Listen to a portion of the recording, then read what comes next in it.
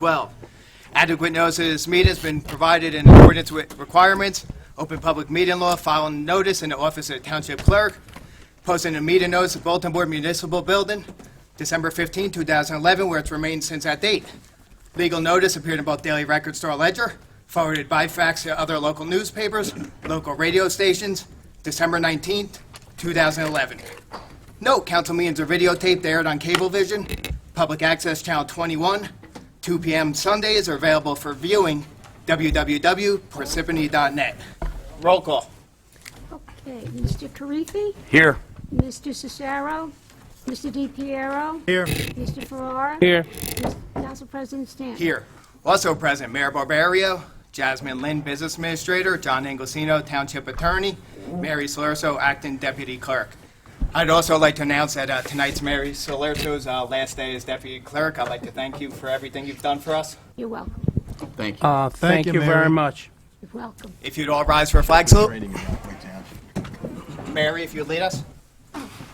Pledge allegiance to the flag of the United States of America and to the republic for which it stands, one nation, under God, indivisible, with liberty and justice for all.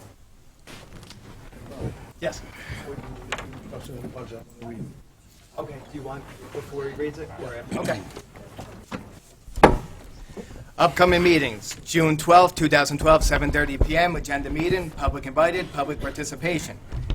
June 19, 2012, 7:30 p.m., regular meeting, public invited, public participation.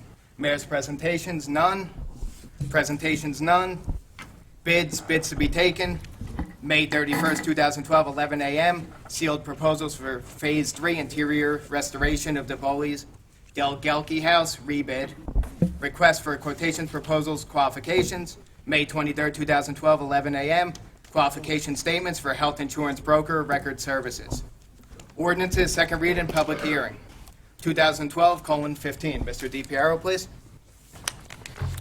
Ordinance 2012:15. The foregoing ordinance was published in its entirety in the Daily Record, the official newspaper of the Township of Parsippany-Troy Hills, on April 16, 2012. Be it resolved that an ordinance entitled, an ordinance amending Section 285-4, Schedule A, no parking fire zones of Article 1 of the Chapter 285, parking of the Code of the Township of Parsippany-Troy Hills to establish fire zones and regulate parking at 108-130 Route 46, Block 693, Lot 24, be read and totally on second reading and a hearing held thereon. Second. Motion by Mr. DiPiero, second by Mr. Farrar. Roll call. Mr. Karifi, Yes. Mr. Cicero, Mr. DiPiero, Yes. Mr. Farrar, Yes. President Stanton. Yes, at this time, I'd like to open up this ordinance to the public and this ordinance only. Seeing no one come forward, I'd like to close this ordinance. Please, Mr. DiPiero.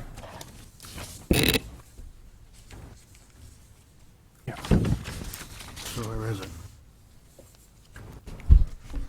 Whereas the above ordinance was read in title on second reading and the hearing held thereon, now therefore be it resolved that said ordinance be passed on final reading, and that a notice of final passage of said ordinance be published in the newspaper according to law. Second. Motion by Mr. DiPiero, second by Mr. Farrar. Roll call. Mr. Karifi? Yes. Mr. DiPiero? Yes. Mr. Farrar, Yes. President Stanton. Yes, before we read ordinance 2012:16, I'd like to turn this over to our township attorney, Mr. Inglesino. Okay, thank you, Mr. Council President. This is the public hearing. Give the number just for the ordinance. 2012:16. Okay. Council President asked me to just give an overview of what this ordinance is about. Much of what I'm about to say I've already said, but this is the public hearing for this ordinance, so in order to ensure the record is proper, we'll say it again. This is an ordinance which makes modification to the township's open space trust fund, and the way in which the issues in this ordinance came about is, you may recall back in January, the mayor had asked me to give an opinion letter on whether or not open space trust fund monies can be used for debt service payments on bonds. Seemed like a pretty simple, straightforward question, and when we looked at it, we realized that it was not a simple question. It was a very complex question. And we wrote a memo dated, a legal opinion letter dated February 14th of this year, which was made available to the public and was on the township's website. And in that legal opinion contained a pretty detailed analysis of that question. And so the purpose of this ordinance is really to clean up some arguable imperfections in past practice in the township with respect to open space, as well as to codify past practice with regard to the usage of open space funds so that it's clear what funds can be used for and what they can't. A little bit of history. Back in 1988, the voters of Parsippany-Troy Hills passed a referendum to establish an open space trust fund solely for the purpose, and I'm reading directly from the referendum, said funds shall be designated solely for the purchase of property within the township of Parsippany-Troy Hills for active and passive recreation. So I continue to hear the myth that these funds are open space funds and they can't be used for recreation, and that is just simply inaccurate. And I point to the ballot question that the voters approved back in 1988 to prove that point. That ballot question established a fund in an amount less than 2 cents per $100 of assessed value, less than $100 less than 2 cents per $100 of assessed value. That referendum was then implemented by way of ordinance, and then in 1997, the state legislature amended the law and broadened the purposes for which open space monies could be used. And those purposes are set forth at New Jersey Statutes Annotated 40:12-15.7, and they are also set forth in the ordinance that is before the council tonight. Those purposes are taken right out of the statute. And what the state said was that for municipalities that had not previously passed a referendum, then you had to go pass a referendum if you wanted to use the trust fund monies for those purposes. But if a municipality did previously approve a referendum, like Parsippany did in 1988, you have to go to referendum if you want to raise the amount of the tax. And that's not what is being proposed here. There's no proposal to raise the amount of the tax. So what the law says is that if you're not trying to raise the tax, but you're just trying to broaden the purposes, then the way you do that is by ordinance. Okay, and that is set forth at New Jersey Statutes Annotated 40:12-15.8. And again, that is discussed at length in our memo, but I do want to well, I won't read that provision of the statute, but that's what it says. In 2006, there was a referendum. Quite frankly, I think it was legally, my opinion very strongly is, there was no legal reason to do a referendum back in 2006, but there was a referendum back in 2006. The referendum back in 2006, from what I'm told, the purpose of it was, and Mr. DePiero, I think, articulated that at one of the council meetings, that the purpose was to be able to use the trust fund monies for what the state provided that you can use them for. And it was also, I guess, advised by council at that time that a referendum was required. I strongly disagree with that view. In any case, when you look at the language of the referendum and you look at the statute, 15.7, you will see the language doesn't even match up. So the referendum, I think, was very, very confusing and, again, was unnecessary. What that referendum did was attempt to establish some broadening of purposes, and based upon our review of the council meeting minutes, and also based upon conversations with some of the folks who were around back then, it is our opinion that an argument can be made that the purpose of that referendum and subsequent ordinance was to be able to use the funds in accordance with the 1997 statute, but it's not clear. It's not clear at all. In fact, there is no specific language that authorizes the use of the trust fund monies for debt service payments. And yet, it has been the practice of this municipality under the previous administration, and I'm advised under the administration before that, to use open space trust fund monies for debt service payments. So one of the purposes tonight is to codify those past acts to ensure that the council ratifies those acts, because we don't want to be in a position, I don't think, where somebody could say that the township has been improperly using open space trust fund monies and expose the town to that potential liability. One thing that the 2006 referendum did do, and again, it's a non-binding referendum, but it did set forth specific allocations of how the trust fund monies would be allocated. A certain percentage for capital improvements, a percentage for historic preservation, and a percentage for acquisition. Again, going back to the 2006 referendum, a lot of inconsistencies of language, a lot of the terms that were not defined. That referendum was really rife with a lot of issues. So there are essentially four purposes to this ordinance. Purpose number one is to clean up what occurred in 2006 and have an ordinance that clearly states what the trust fund monies can be used for. And again, the purpose here is to broaden the purpose to make it clear that trust fund monies can be used for all statutorily permitted purposes under state law. Just bringing the ordinance into compliance with what the state says you can use the monies for. Number two is to codify existing township practices and past practices, which have been utilized by the prior two administrations that I'm advised have used trust fund monies for debt service.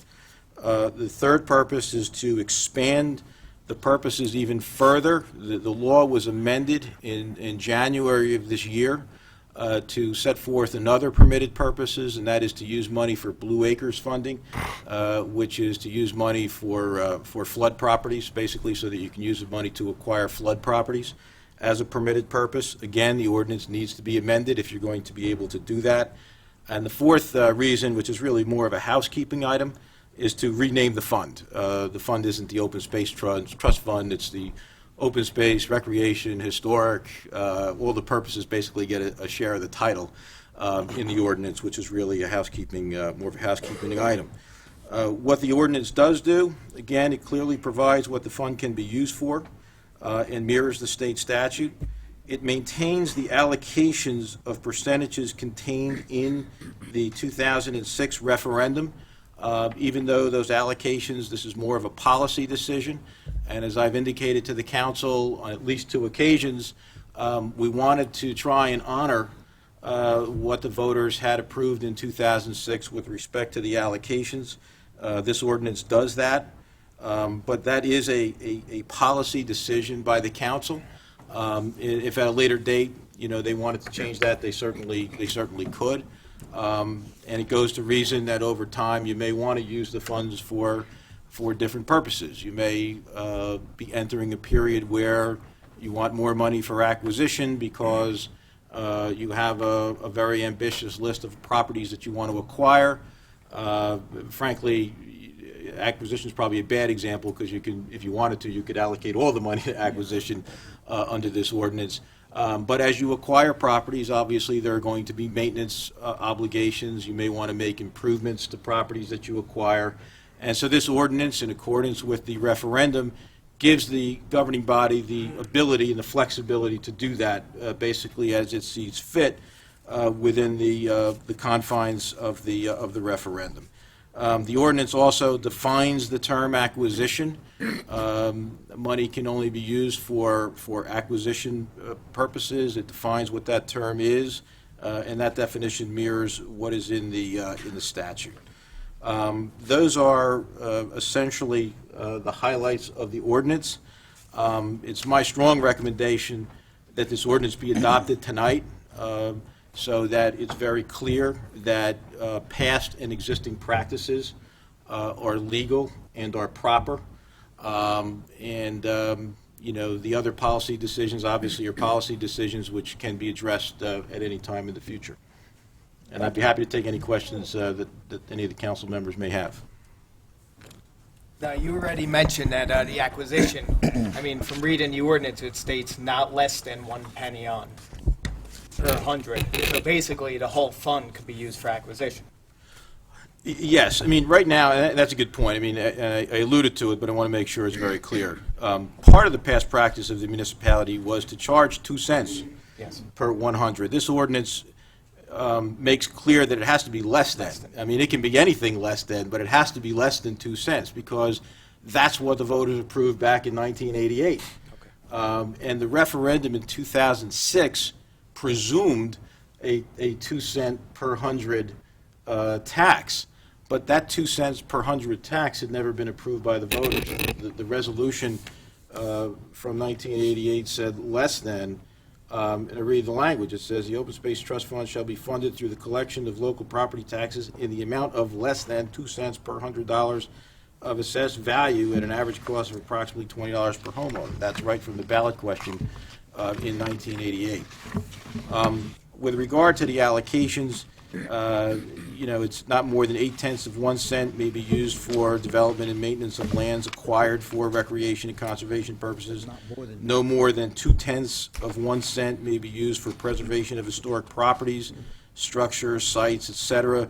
Not less than 1 cent shall be used for the acquisition of lands for recreation and conservation purposes. But if the town requires, if the governing body requires that funds are not needed, are not required for maintenance or for historic properties or for debt service, then you could take whatever's in the fund and put it towards acquisition, if you want to. You have the ability under this ordinance to do that. Okay. You can't, it doesn't work the other way around, though. You've put limits on the amount of money in the ordinance that you can use for historic historic preservation purposes and for maintenance purposes. And again, those limits are taken out of the 2006 referendum verbatim. That's exactly what was in there in 2006. So what we try to do conceptually was have an ordinance that, where it could reflect, my word, the policy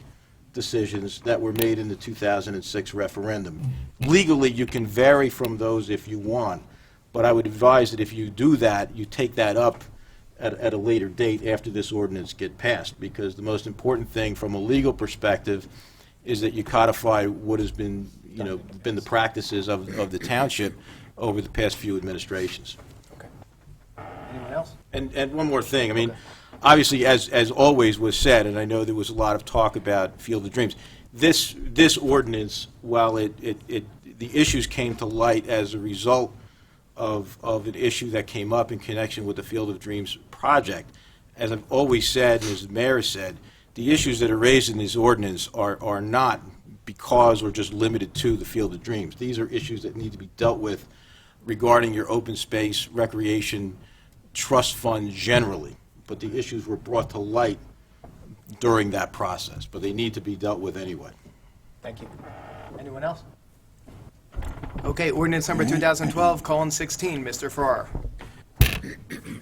The foregoing ordinance was published in its entirety in the Daily Record, the official newspaper of the Township of Parsippany-Troy Hills, on April 16, 2012. Be it resolved that an ordinance entitled An Ordinance Amending Chapter 51, Open Space Committee, to further revise the purpose of the purposes for which the Open Space Trust Fund could be used, and authorizing the township to dissolve the Open Space Trust Fund and create the Municipal Open Recreation, Floodplain Protection and Farmland and Historic Preservation Trust Fund, be read in title only on second reading and a hearing held thereon. Second. Motion by Mr. Farrar, second by Mr. DePiero. Roll call. Mr. Karifi. You gotta open it up to the Open it up first. Okay. At this time, I'd like to open this up to the public. You'll be given 3 minutes to speak on this ordinance only.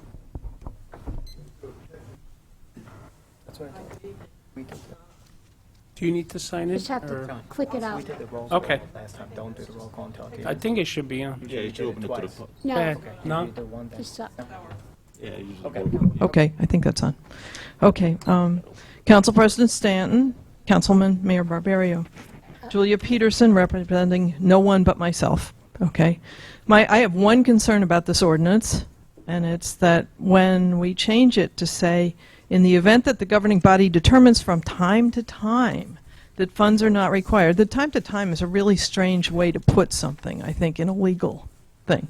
Anyhow, Mr. Inglesino specified what that is, which is that the clause gives the governing body free rein in spending funds, which are specifically earmarked for certain purposes. The open space fund really can't become a catch-all, and this is it's a little, it's a legal difference. Mr. Inglesino assured me in other meetings that section 1 through 5 of this ordinance remain unchanged, which means that the Open Space Committee continues to exist. That's correct. But at these meetings, he's also stated that the votes of the Open Space Committee are essentially meaningless.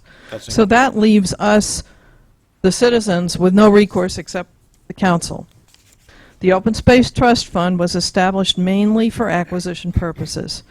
Lots of people say there isn't any land left to acquire. This really isn't true. So today I added up the Reserve Open Space Initiative acreage. It's about 1,800 acres of non-public land that are listed in that inventory. So last week I asked you as council people, our representatives, how you intended to make priority decisions about the open space funds, since the committee isn't going to really have any meaning. And none of you were able to answer it then. So I recommend to you the Open Space and Recreation Plan, approved by you in April of 2011. And I have a copy for each of you about these recommendations. There's a 1-year, 3-year, and a 5-year plan. This was prepared by our highly qualified planner, and it shows why the open space funds are important and can't be used as a political hot potato. So I'm going to go through a couple of these needs that impressed me. It said our large parks don't provide comprehensive active and passive recreation. It needs more hiking and walking trails. Parsippany doesn't have a large indoor public recreation facility of the kind that planners think of. Ethnic composition isn't considered. Where's our cricket pitch? There are a lot of cricket teams. Shared services, it recommends, but with Montville and Denville, maybe we should have a big, okay. There are a lot of ecosystems. I want to just read this one quote from the plan, though. It says, quote, the need to leverage local open space dollars to acquire increasingly expensive land suggests that the township engage in aggressive land acquisition. 2 parts. Protect large existing resources while they're still cost effective, and acquire vacant property that accomplishes needed open space goals. The land is becoming scarce, and the values are only increasing. There are places in this town we think it's open space. Okay, they look like open space, but they're really private property, and unless we do something about it, they'll be gone. Thanks. Thank you. Actually, Mr. Council President, I might add one thing to that. First of all, you're correct. The rest of the ordinance stays in place. I never said the Open Space Committee was meaningless. What I said was legally they're an advisory body, which is as true now as it was back then. That's always been the case. In terms of the pricing of land, though, I can tell you that there are a couple of potential acquisition deals that have been in the making that have fallen through because the value of the lands have plummeted very, very dramatically. And the owners just refuse to believe that their values have plummeted so precipitously. But we cannot get an appraisal to justify the price that the town is frankly willing to pay or has the money to pay under your existing open space structure. So, just make that observation for whatever it's worth.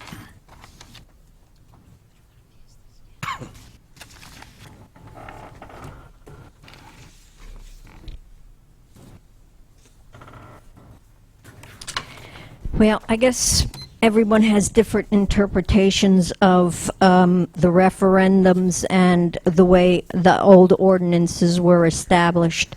And I do recognize the fact that bonding was included in the original part for land acquisition only in the first ordinance, if you would read that. And in the second Could you state your name and Oh, address, please? that's 2 minutes. Mary Przicki, 273 Marcella Road. All right, and then when you come to the revised ordinance of 2007, I believe it said no more than 8/10 of 1 cent may be used for capital improvements to open space and parks. There was never a mention for maintenance. And all of a sudden, maintenance appears in this new version.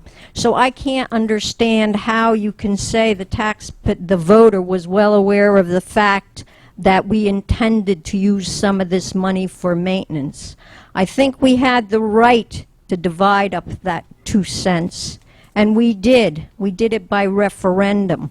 But you people seem to supersede that wish of the people by saying that you be more in strict compliance with the voters' wishes, which I doubt. I want to know, Mr. Stanton, Council President, your opinion of Section 3, and I believe it's B, and what's your take on it? And what is each one of your council members' takes on it? Because I voted for you to represent me, and I wanted you to have the understanding of what every ordinance means when you vote on it. So if I can have an opinion, maybe, where you feel that it must be changed when the old ordinances were written quite exclusively, and yet maintenance cannot be included in debt service or bonding. Ms. Przicki, let Now, me just... I'm asking the council No, but- president. I'm not asking an attorney.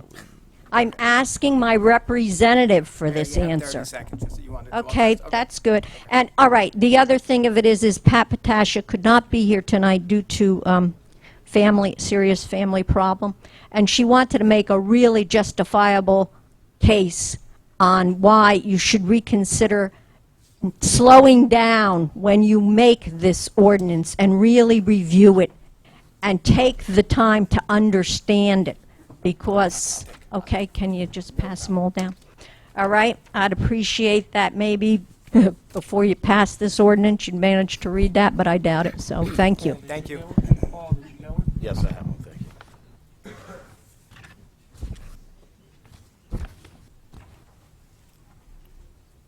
you. Seeing nobody else. Okay, well, come on. Let's go. Come on, if you're coming up, do me a favor, come sit in the front row. What do you want me to address? No, no question.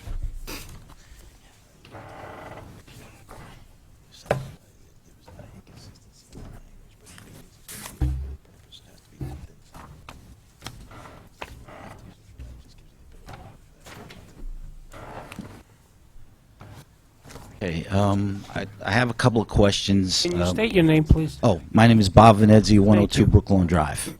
I've got a couple of questions. I know it's going to cut into my time, but I want to get them out of the way first.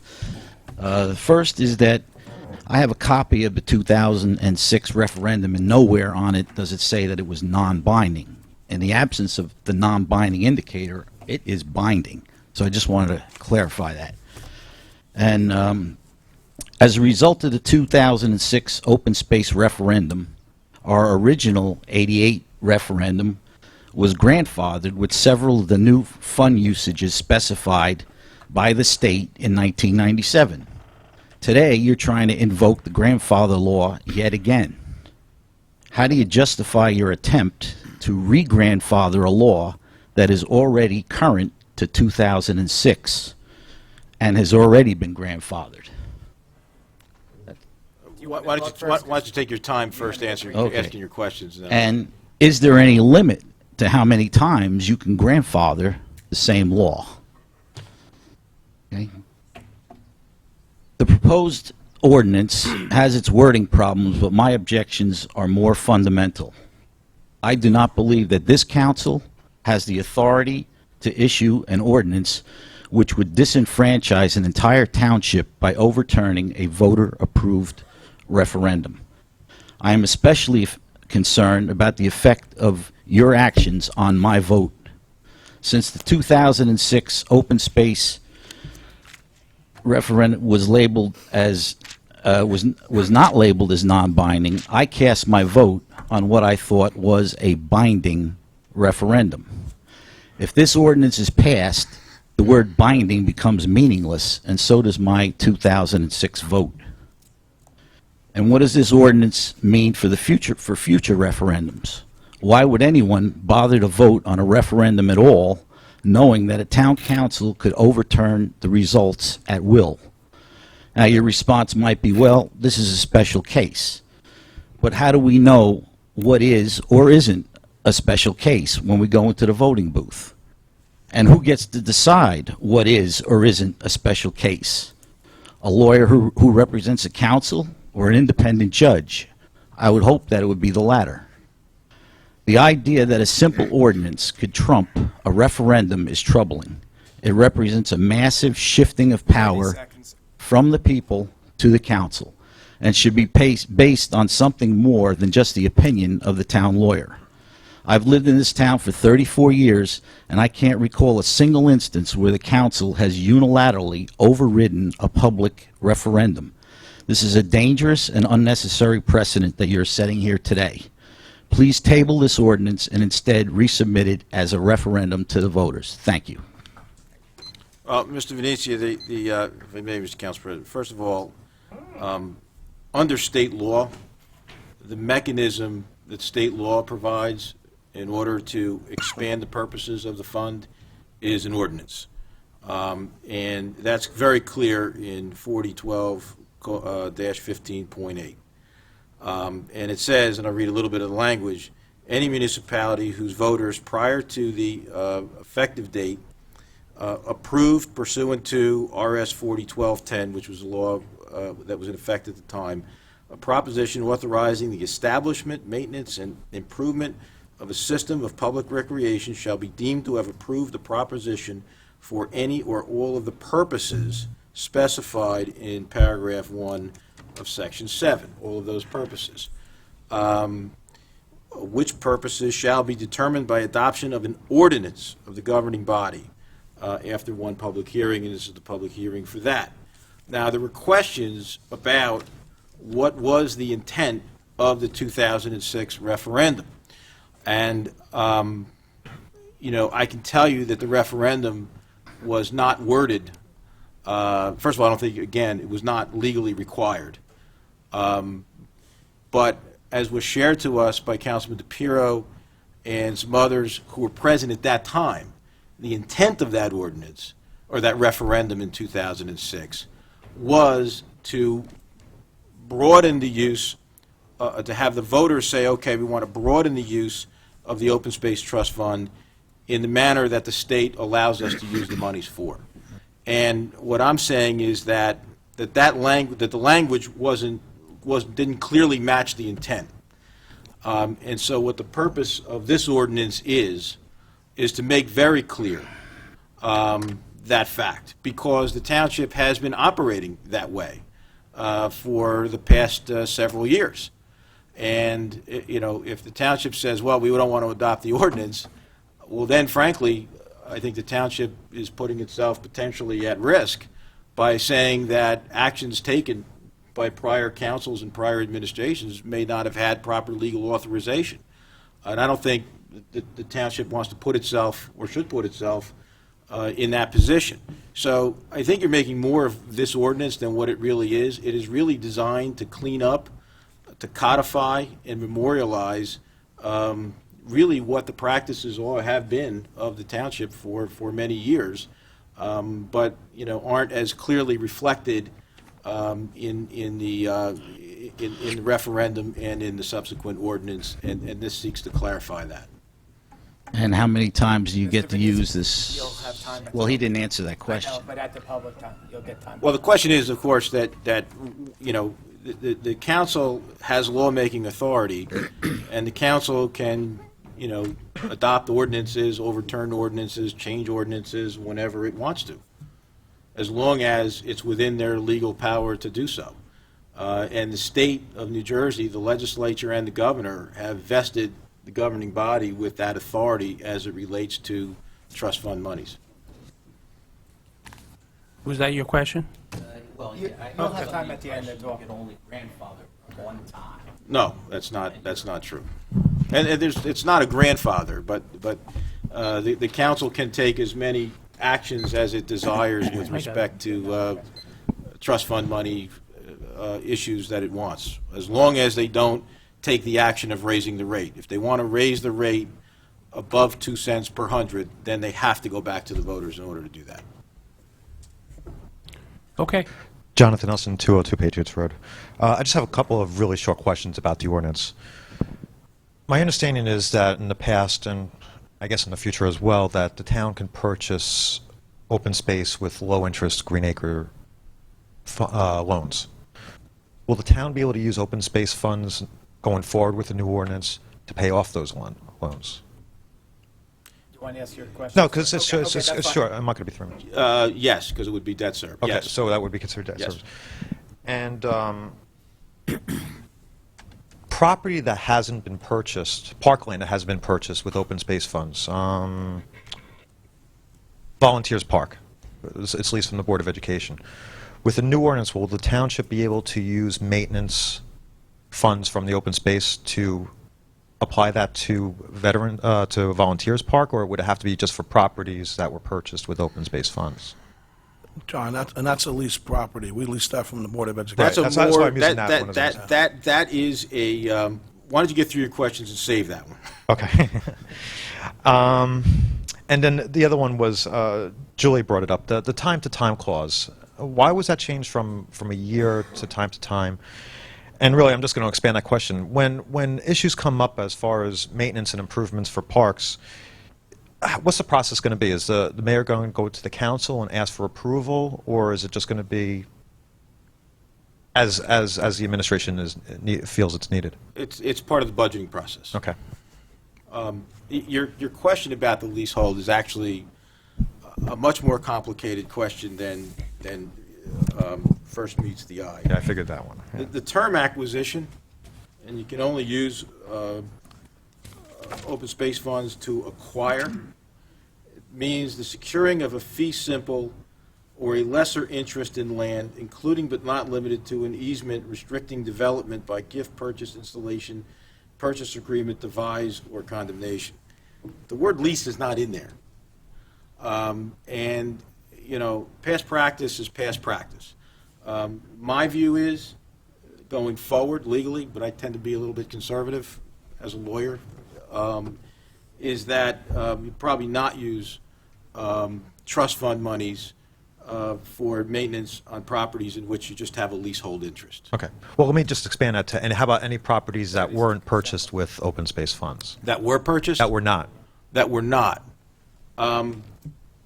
Again, I would really limit that to properties. I want to give some thought to that question, but my knee-jerk reaction is that you probably want to limit those to properties that were acquired with trust fund money. Okay. All right. Thank you. Thank you.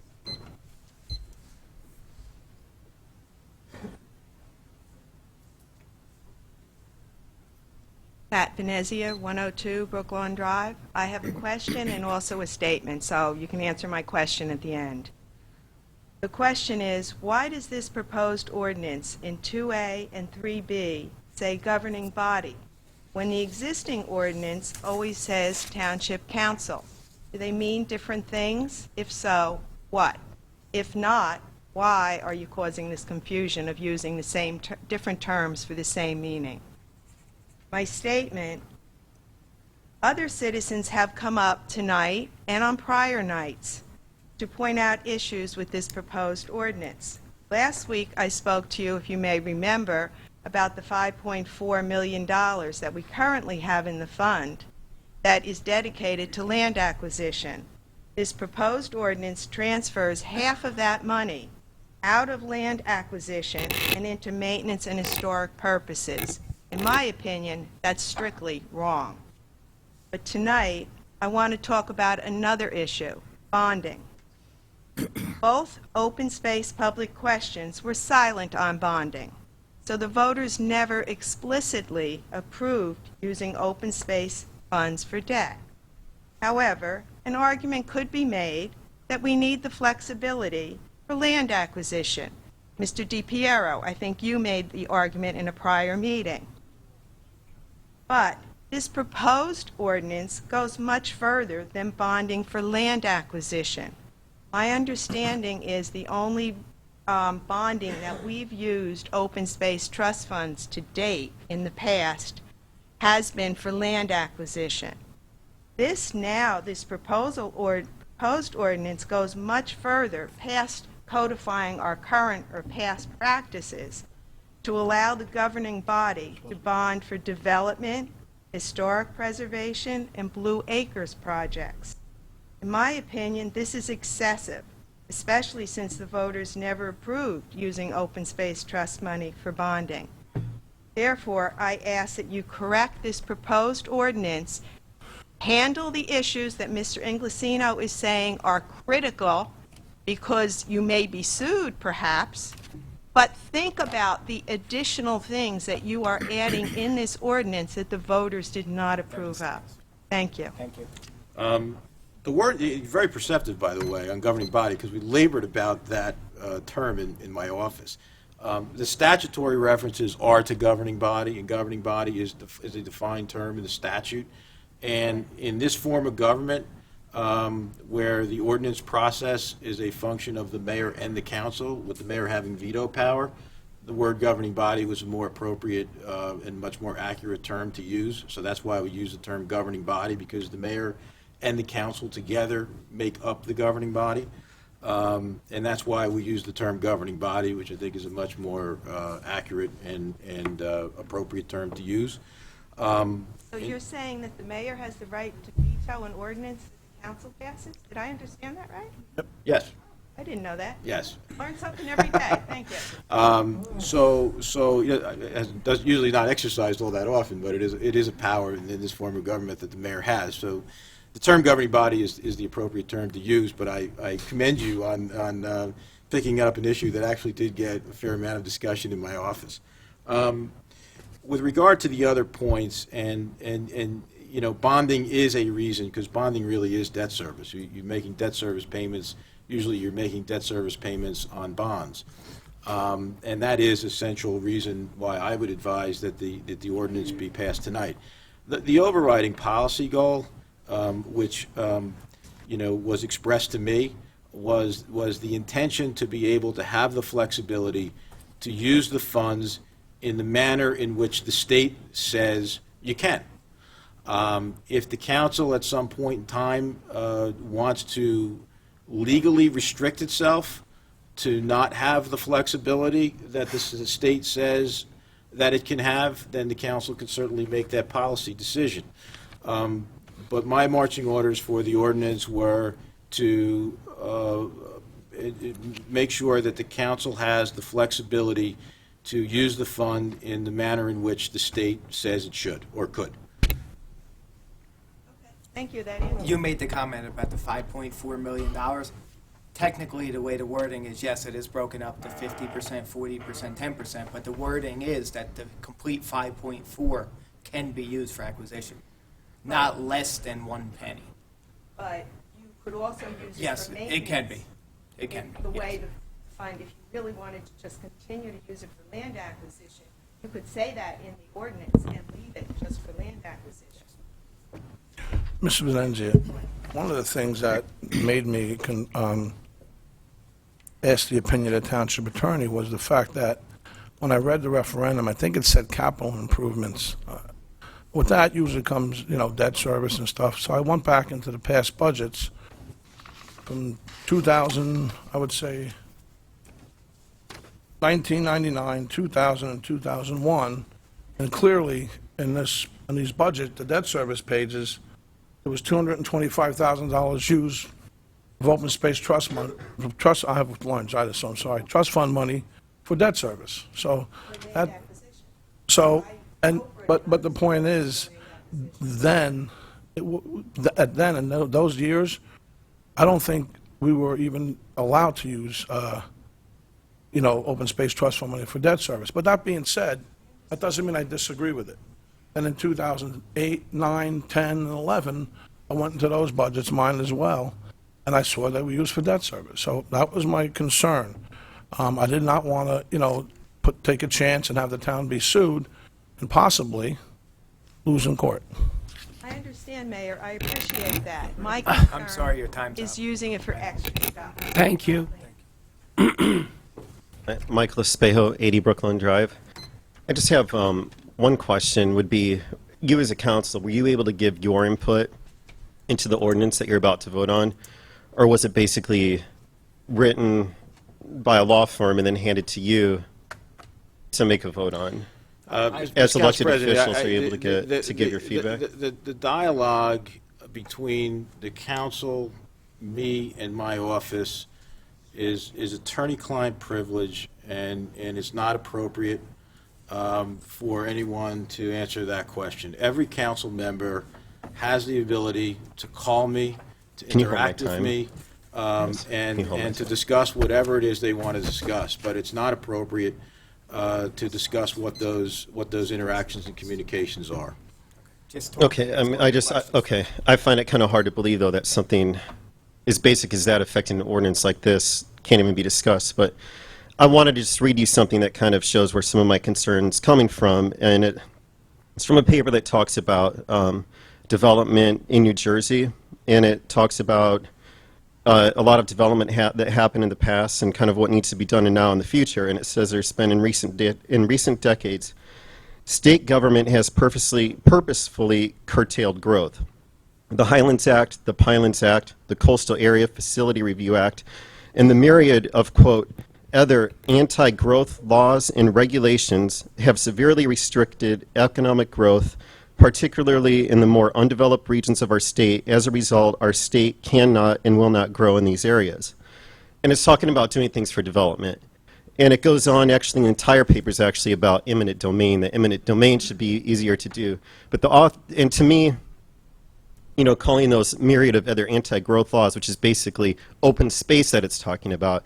And here you're voting on an ordinance about open space, and Mr. Inglesino is the one who wrote this entire paper that I just read that quote from, which to me sounds contradictory of the whole purpose of open space, yet the entire law for our city's open space rules and regulations and such is in his hands.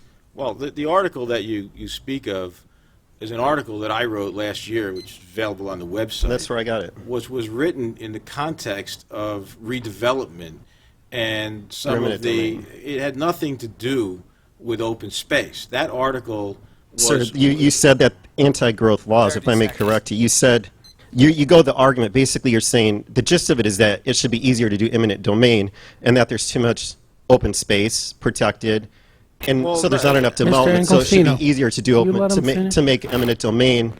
I mean, it's called Towns Need Eminent Domain to Effectuate Redevelopment. That's the title of the article. So if you're going to say it's not about eminent domain and such, you talk about too much protected land, and then it's basically people are in their homes and places, and if it's not in a good enough condition, they should be able to do it. Thank you. Yeah, apples and oranges, Venus and Mars, one has nothing to do with the other. It was an article written in the context of redevelopment, had nothing to do with this ordinance whatsoever. Next. Good evening, Rick McNulty, 5 St. John's. 2 basic questions. They're probably both towards you. You made a comment earlier tonight in reference, it was in the summary section, that we could charge anything less than 2 cents. And I just want to clarify that, is that really true? Because then you say that we have to get at least, we have to put at least not less than 1 cent towards acquisition. So how could we take in 0.5 cents, but then still put at least not less than 1 cent towards acquisition? So we have to have at least, it seems like we have to at least get something. We can't take nothing. Because the ordinance, the way it's written, is we have to put at least 1 cent towards the acquisition portion. So that's just is clarification that we can't really go down to. The other one is, does changing an ordinance now make past practices legal? There's been a lot of talk about, well, we have to change the ordinance because this is what we did in the past. So my question is, that doesn't change our behavior. We still did those things. So can we just say, hey, we're all okay now because, it's legal today? Well, it wasn't yesterday. So that's my question is, does changing the ordinance tonight make what we did in 1999 and 2000 and 2001 legal? As I said earlier, one of the purposes of the ordinance is to codify past practice. Does that make them legal? And nobody said that past practice was illegal. In fact, the sentiment had been expressed in prior meetings by members of this council that the legislative intent with respect to the ordinance in 2006 and the referendum in 2006 was, in fact, to avail the governing body of all of the all of the purposes of the Open Space Trust Fund back then. My point was that you can make a very strong argument that the language in the referendum and in the ordinance does not reflect what the intent was. So we went back and reviewed minutes of council meetings and spoke with folks in the governing body and in the administration who were here at that time, and we believe that a good, credible argument can be made that nothing was done improper or illegal 2006 forward, but that obviously prudence dictates that that those actions be codified by expressing very clearly what can be done going forward, which obviously codifies and solidifies what was done in the past as not being improper. If my time's running out, I want to ask you. Ask you a question. So one more question, and then if you could answer the first one about the 1 cent, and then so I would just say that other than changing the ordinances, I would also say that we could change our practices. It is just as easy to change what we are doing as it is to change the ordinance. If we're looking to change one to get in line with the other, just change how we're handling writing our ordinances and what we're doing. So that's all. And then the other one was just about, can it really, how low can it go? How much? How low can it go? Thank you. That is a policy decision. In terms of the 2 cents, I'm just calling balls and strikes. I'm just looking at it as it is, and that's what the 1988 referendum says. I've said this before, but let me say it again, because I was here for the 88 referendum and the 2006 referendum. I'll repeat myself. Our intent was always to bond. Most capital expenditures, not all, but most capital expenditures are bonded. Open space, we bought tracts of land for $5 million. Did you expect us to tack on $5 million on top of one of our tax years, and our result will be a spike in your taxes? We bond for it. We spread out the cost. That's a common way of doing business. That was our intent in 1988. That was our intent in 2006. Whether it was stated in there specifically or not, whether the referendum was poorly written or the ordinance was poorly written is a different thing. But clearly, my understanding, and I'm not going to speak for all the other councilmen, but I believe all the other council members who were here then, our intent was always to bond for any purchases that we made. Now, in 1988, we were on the leading edge of the state statutes, okay, and it was strictly open space was all we had in mind. The state later on expanded the uses for that, okay? And the legal advice we got at the time was if we established the open space by referendum, we have to change it by referendum. Now, you get one lawyer, you ask 10 lawyers a question, you're going to get 10 different answers, all right? Our answer back then was we needed another referendum. According to Mr. Inglesino, the state statute said we really didn't need another referendum to make the changes to expand the uses per the new state statutes. And now they've changed again with the blue thing, and we're going to put that one in here too now, so we can buy some of the flooded homes if need be. But clearly, we were not going to pay any of this out of current expense, out of 1 year's budget. It was always meant to be spread out so that we don't have spikes in our taxes.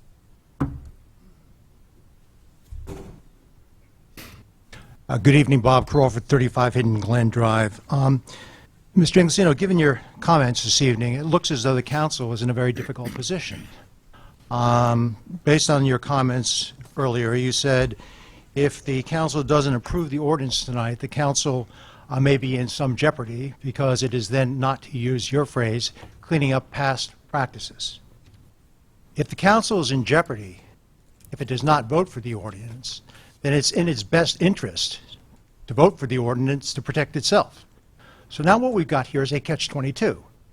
If the council does not vote for the ordinance this evening, it puts itself in jeopardy because of past, to your point, misuse, if you will, of the open space funds. So how can we ask this council to take an independent vote when it might, by taking that vote in favor, put itself in jeopardy?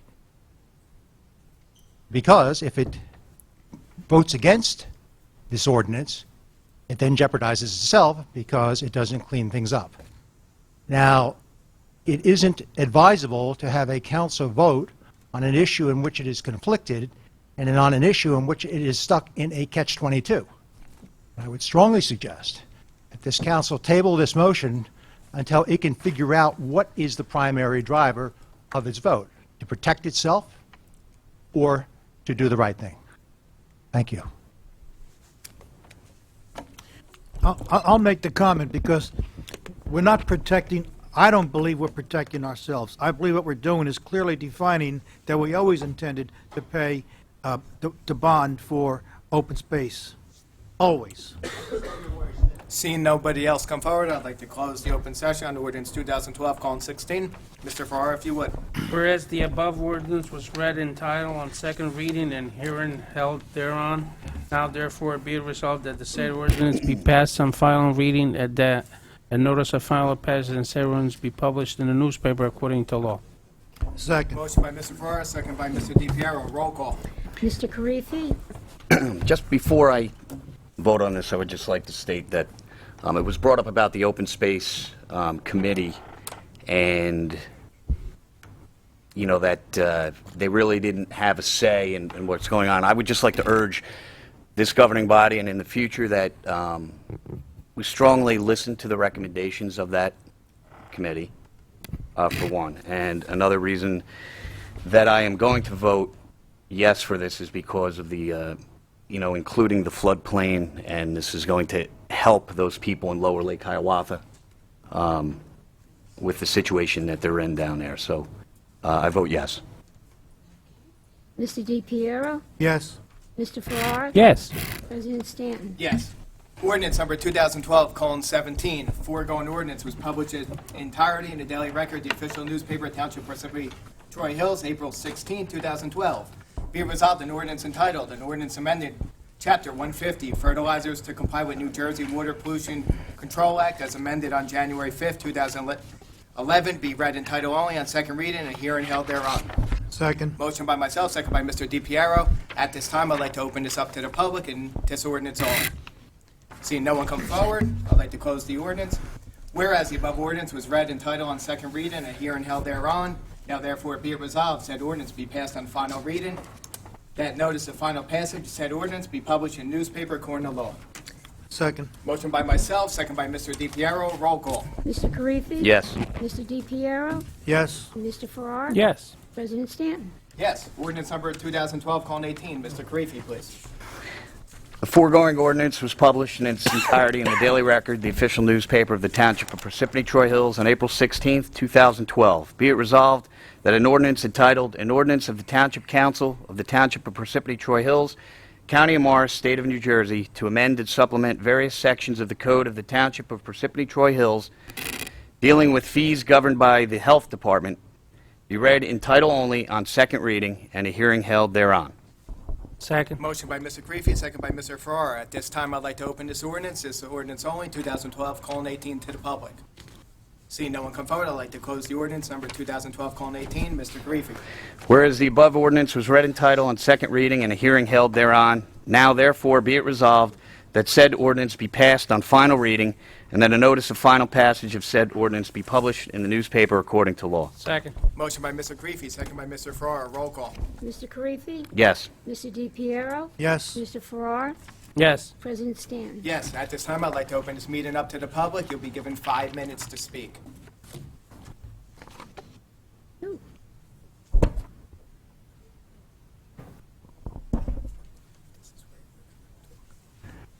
Hi, Julie Peterson.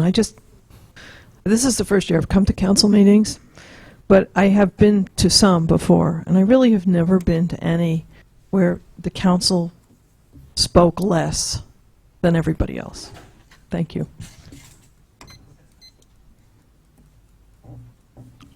Who's coming up to speak? Please come to the front.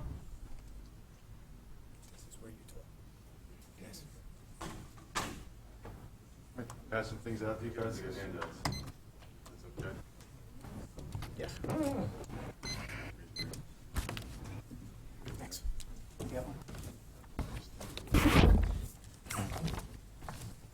How you guys doing? My name is Scott Dean, 960 Tabor Road. In front of you again to try to get some more information regarding watching my son play Little League through the Parsippany-Troy West complex. I've given you some information which includes the lease. Two things I'm referring to is Section 5. If you guys could look at that, that's in the front of the packet that I gave you. After reviewing the lease that Parsippany-Troy West has with the town, there is nothing specific that empowers them to not allow me to watch my son play baseball on town-owned public property. In fact, the lease states that Parsippany-Troy West Little League shall comply with all directives, laws, and ordinances set forth by this municipality. So my question is, as it was last week, it was stated that they're a separate entity, and it was also stated that this was a issue with Little League headquarters. At the back of that pack, you can refer to later, Little League International in Williamsport says this is absolutely a local matter. So basically, with your comments last week and their comments, nobody controls Parsippany-Troy West Little League.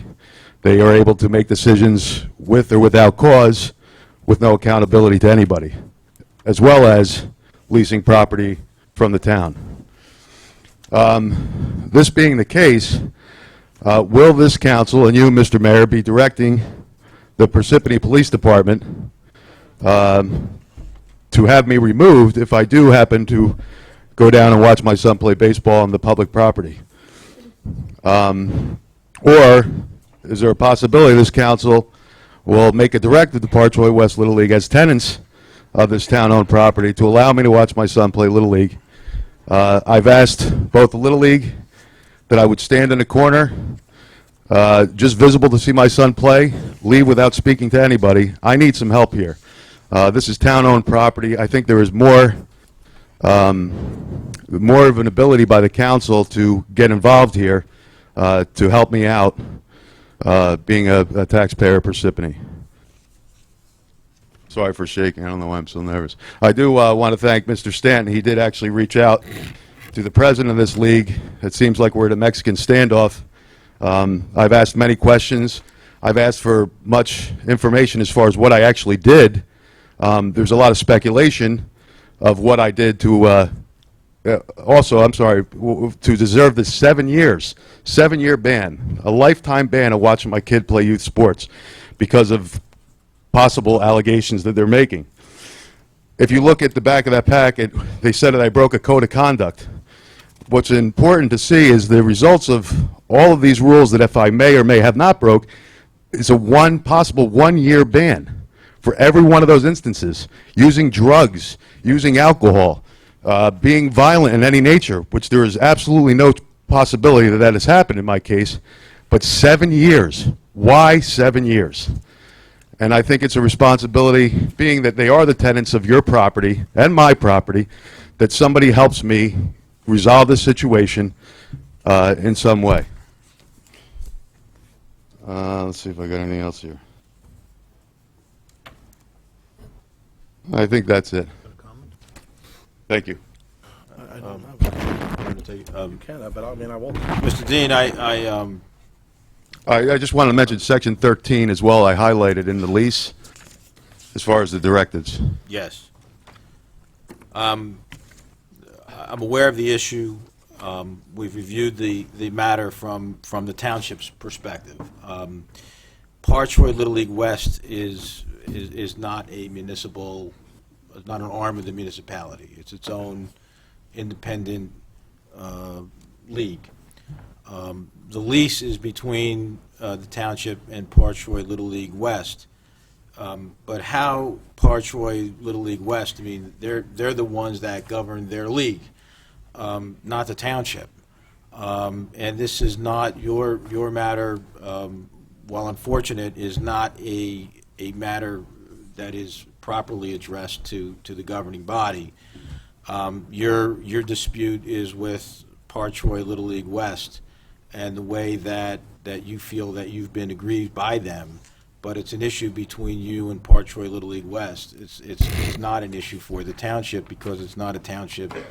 It's not a township league. Does it state something on that, on Section 13, regarding how they're supposed to, as the leaser, that they have a certain responsibility? It does, but that's as it relates to the operation of the property. A lease is a conveyance of an interest, a temporary interest in real estate. And the terms of the lease govern the relationship between the landlord and tenant as it relates to the property. Your issue does not relate to the township property. Your issue relates to the way in which the league is treating you. And so that is not an issue that relates to the property.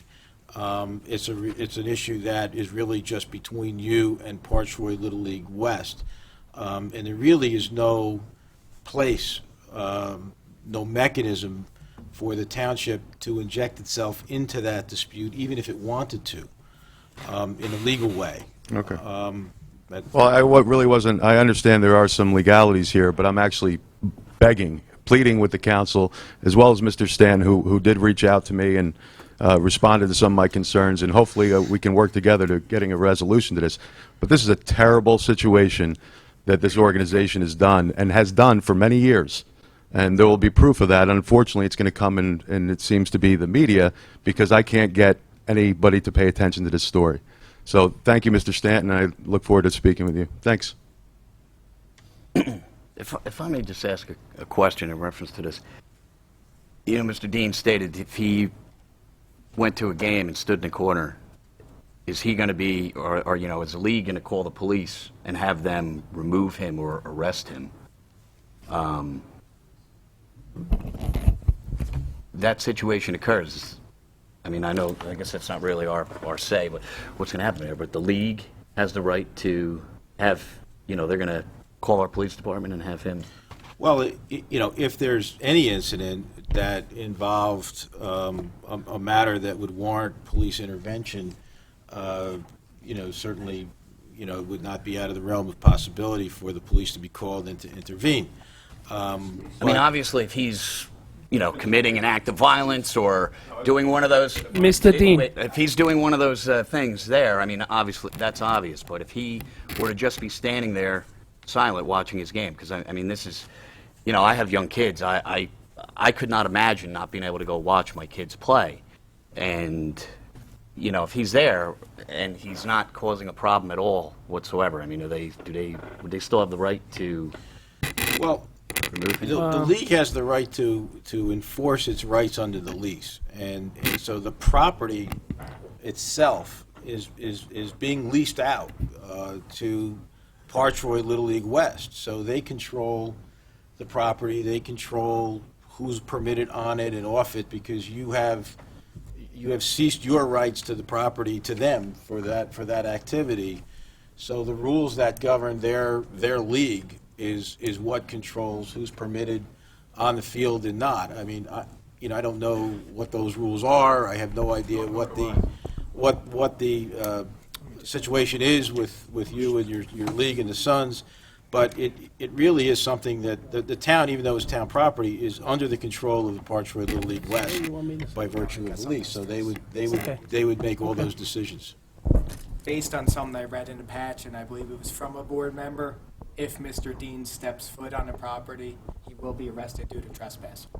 Yeah, I mean, they have that right because they control the property, so it's their, it's their call. Councilman, I think you could call the board or a member and find out what the whole story is. Yeah, I mean, I'd be willing to, like Mr. Stanton has done, try to, come to a resolution, because this is, I mean, I'm sure the season's probably a third of the way over already, So I think hasn't been able to you watch should call this the game. board and then let me know myself. All right?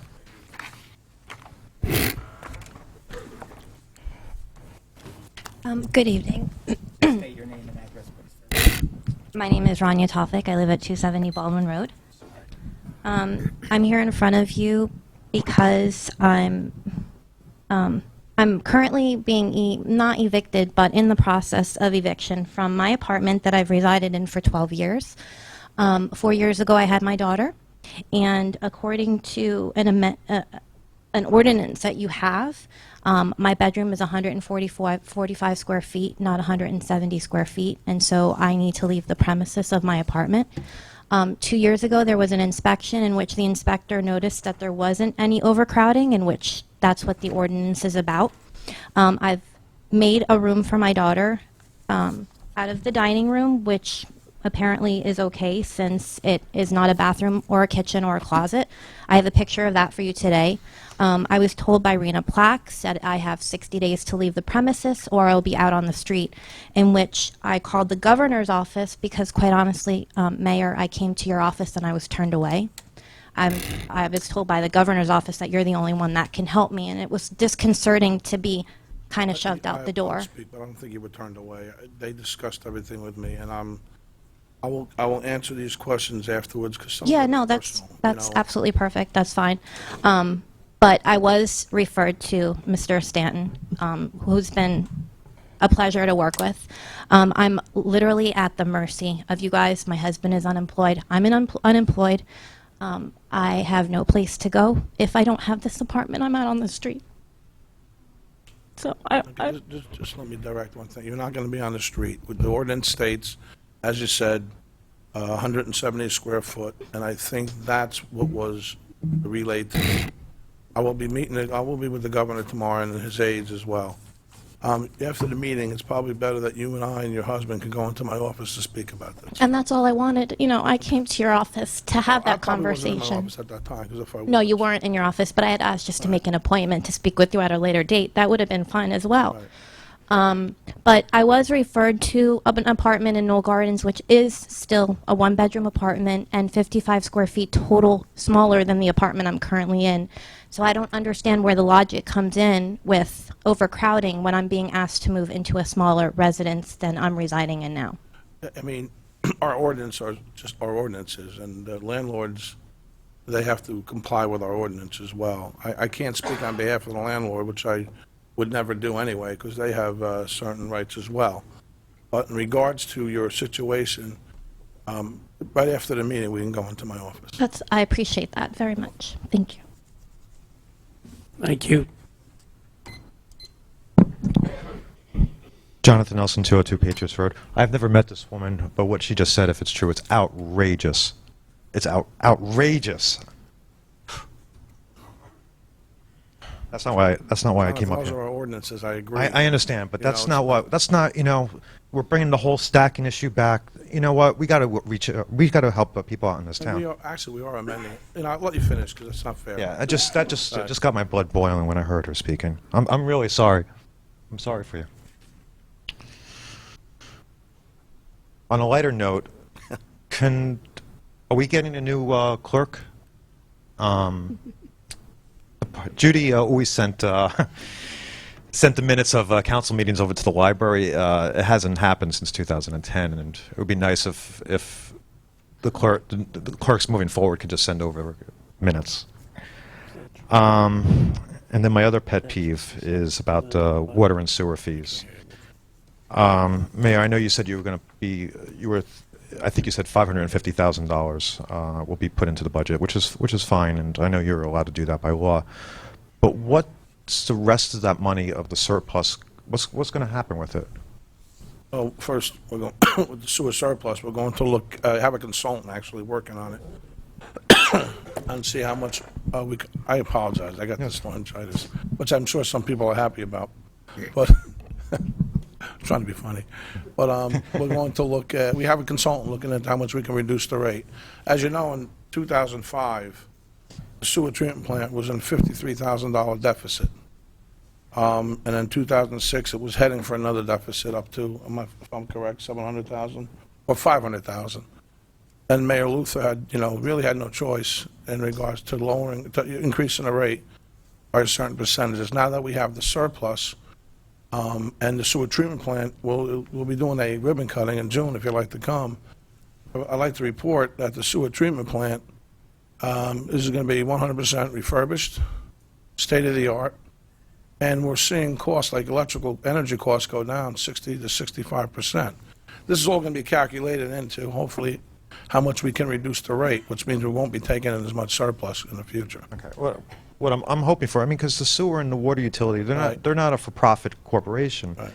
And, I understand that they need to work on, and it's nice to have a working surplus, but Well, a lot of times, like we checked with Standards & Poor maybe about 3 weeks ago, and we were in discussions with them about our sewer surplus and using it as well, because I didn't want to affect the bond rating. And in essence, they cleared it. It didn't affect our bond rating, but they also like to see sewer surplus as well, but not a significant amount. And we're definitely working toward. And actually, that was the goal, to get to this point we're at right now, to be able to lower the rate. Right. Because it was that 1 year that we had. What was it, Jasmine? A 51% increase overnight. Yeah. And that's where the surplus is existing today from that huge increase. And we're going to, right. Okay, thank you. Mr. Nelson, just so you know, during the budget hearings, I did bring up a proposal, and I did ask the mayor, and he was going to look into to see where exactly we were with the surplus and what direction it was heading into. And the idea that I had thought of is, whether we took $1 million and spread that out and gave each resident a credit towards their bill to give it back. Instead of, but we don't know, the mayor's going to look into where that was going with the surplus. Right. I remember when you brought that up. I was there that morning. The problem I have with that, the water and sewer is a fee. It's not a tax. Right. So returning it to the taxpayers really, I don't know how fair that is, even though, politically that makes sense, but it's a fee that businesses and residents throughout the town have paid that. So it's not a tax as far as it could be refunded back to the residents. It's really something. Well, it would be. It would have to be prorated to everybody who paid it. Yeah, correct. Yeah, okay. But at least it would be something, and we'd be giving it back to the residents. Well, either way, by putting it into the general fund, you're giving it back because then you're lowering the tax levy, so the increase on tax would be less. Well, that's why this Right. Right. Mike Lespejo, 80 Brookline Drive. I just wanted to bring more information regarding the ordinance we were talking about last week, when the council was asking regarding the clubs playing with the 80% rule of the members per team having to be a resident versus not. And I actually looked it up, and I have a copy of it here. It was in, the first reading was May 17th, 2011, and then the meeting it was voted on, I believe, was June 21st, 2011.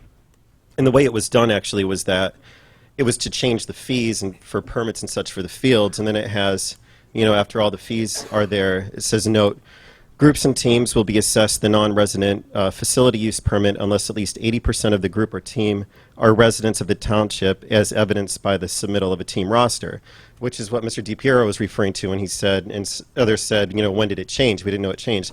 What they did was they added a footnote B, the following organizations: Board of Ed, Troy Little League East, Troy Little League West, Parsippany Soccer Club, Little Vikings Football, and the Parsippany Police Athletic League are exempt for the facility use permit fee, provided that then they pay $100 one time per a non-resident for the entire season. And they actually charge, what they do is if it's 85 to belong in the club, they charge that person $185. So it's getting paid by the person. It's not really paid by the club.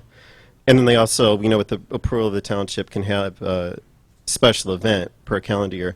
But I wanted to show you something, is we do have part of the schedule. So as I mentioned last week, the intramurals don't start playing until the fall, which is primarily residents, where the others are primarily not residents, from what we've seen. And as early as March, they're already booking up the turf fields. On a Thursday, or let's see here, on a Friday, 4:30 p.m. all the way to 9:30 p.m. You know, on Sunday it's 1 o'clock to 9:30 p.m. Kind of goes on, and that's in March when it's the high-level players that are primarily non-residents. And this is just one field. It's 117 pages long, the actual schedule, so I just printed a small portion. But you may want to reconsider the way that ordinance was changed and you know, possibly collect revenue. And like Mr. DiPiero said, not have the Parsippany kids having to go somewhere else to play against Leon City. Yeah, thank you.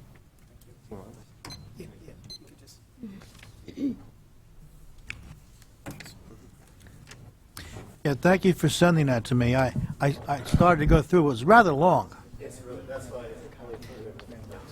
But I got the drift after the first few pages. Mary Przicki, 273 Marcella Road.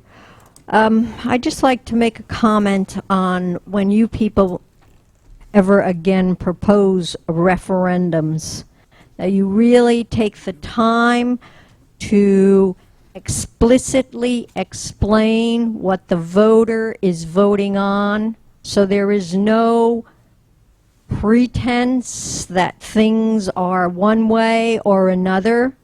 Because, Michael, I agree with you. We did know that when we did the first referendum for land acquisition, that for land acquisition we would bond. It was in the ordinance. You read it. It was there. Then in the second referendum, which I had doubts on passing, but then was told for the benefit of the town it would be a good idea to vote yes, because it would give more money for capital improvements and things like that, but it wouldn't be used, in your own quotes by a councilman who was there, to build toilets to be flushed. I can show you that. It's on the record. And a lot of people did have concerns for that and brought it to you. And I really do feel that that referendum was written correctly, and it didn't include maintenance. And the way you have this ordinance now, you've given a more carte blanche not only to yourself, but future councils. So the next time referendums come up, I really, really hope that you as a lawyer, if you're still here, really say this is questionable and that is questionable and it needs to be changed on the referendum for the voter to understand better. I'll make you a deal. I don't know if I want to make a deal with you. Well, you don't have to, but the deal is, if you're still here, we'll look at it together. That's a mean one. But you can go tomorrow too. You know how it goes. God, you never know what he's going to do. Whoops. Mary, common sense wise though, as we purchased more and more open space, okay, it became apparent that we needed to maintain that open space in some fashion. So when the state allowed us to do that by state statute, it just made sense to do that. But nowhere was really the average citizen knew that was happening. You all have to admit to that there was no way that they knew for that. And the second thing is I would all like you guys to be more vocal with your opinion. It would be nice to hear from my council people instead of always referring it over to the attorney. Not that I don't have anything against that, but I would appreciate that better. And you too. Thank you. Mary, you do know the chief's here to escort John to the car because of you afterward. I can't come for 7 years. Oh, come on. Good evening. My name is Mike Pedowitz. I live at 480 Park Road in Parsippany. Like some other people, I'm not, and I haven't been a frequent flyer of the town council meetings until maybe the past year, and spent many a moment with you and with many people in this room. I just wanted to take the time to reflect a little bit on the past and the goals of a lot of people to improve the high school facilities.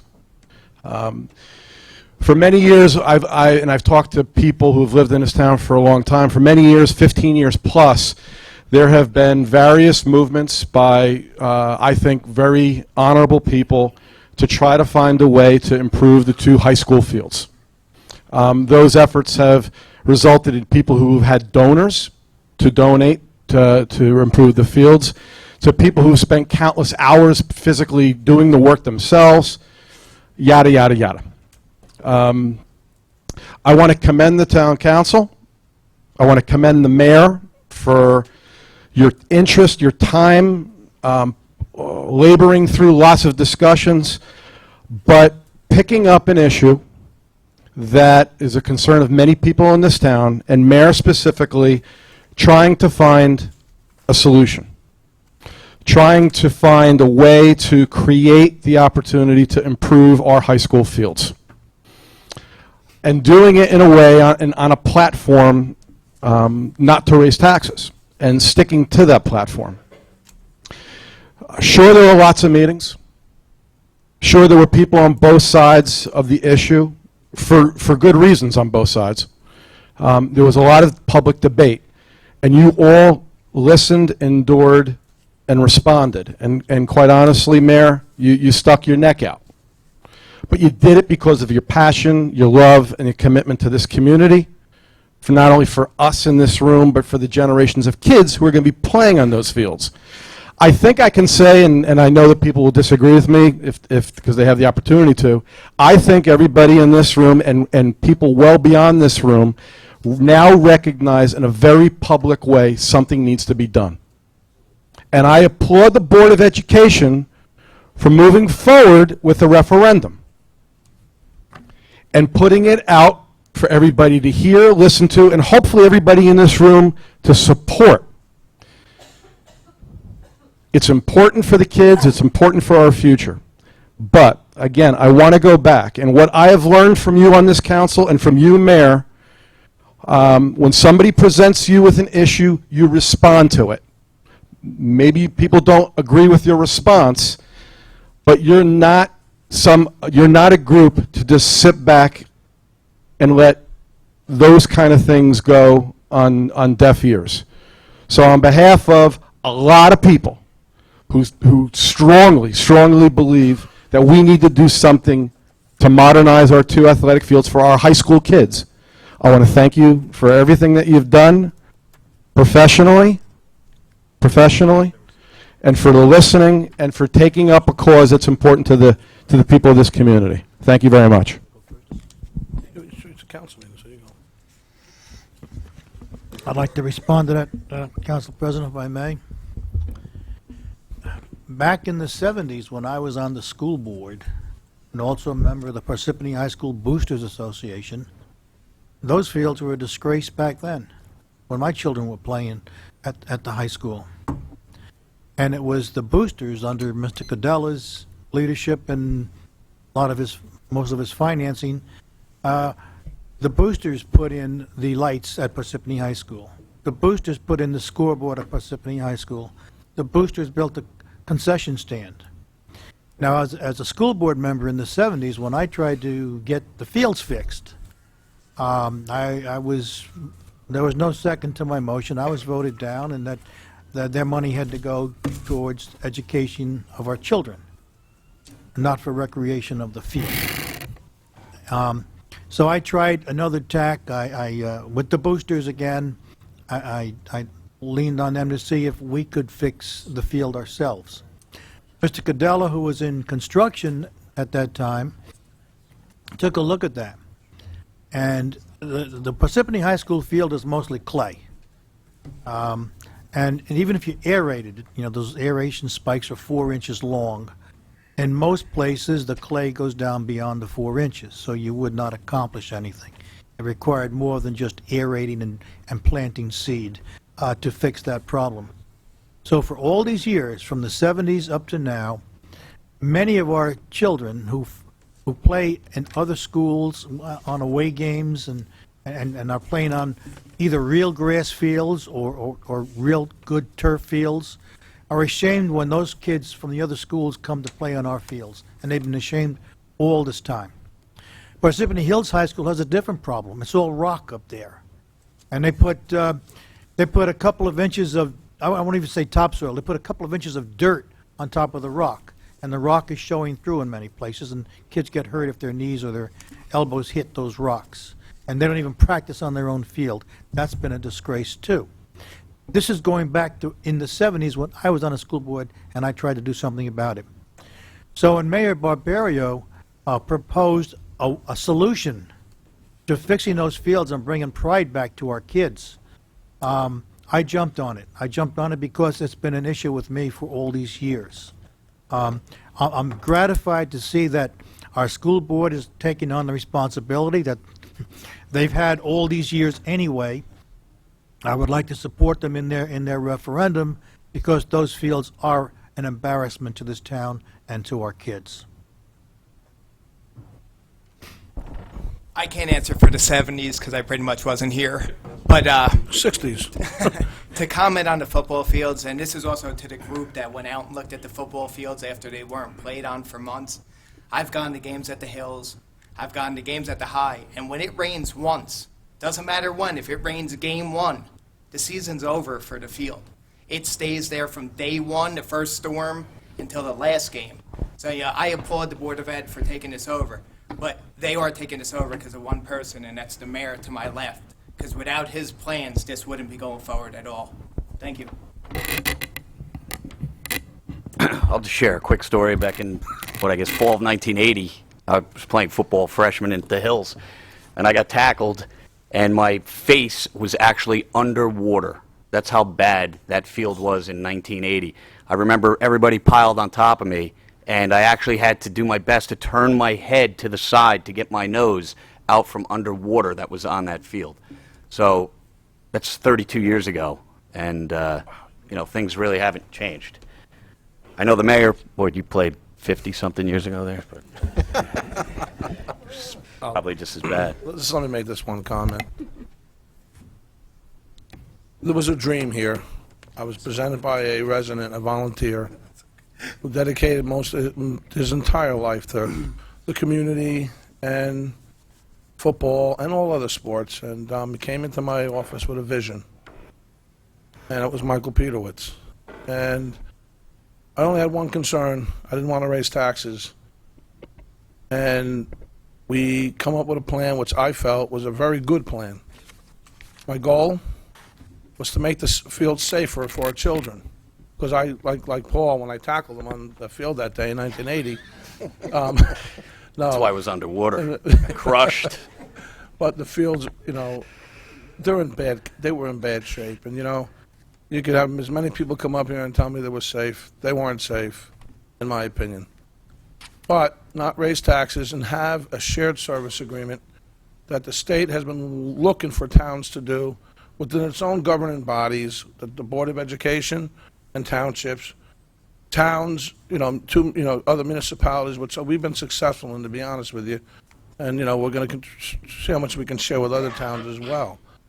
But that was the goal, not to raise taxes, have a safe field for our children, and like Mr. DePiero said, Councilman DePiero, excuse me, to bring pride back to Parsippany for these fields. And that's really what the goal was. Now, going forward, I respect the Board of Education's decision. They decided they didn't want to have a shared service agreement, and they decided they wanted to do this on their own, and I respect them for that, and that's fine. I wish they'd let me know 5 months ago. But that being said, one thing I have to say, and the council, they shared the same vision I shared. But one thing I want to say, this was open up for public discussion. We had a lot of individuals for it and against it, and that's democracy in action.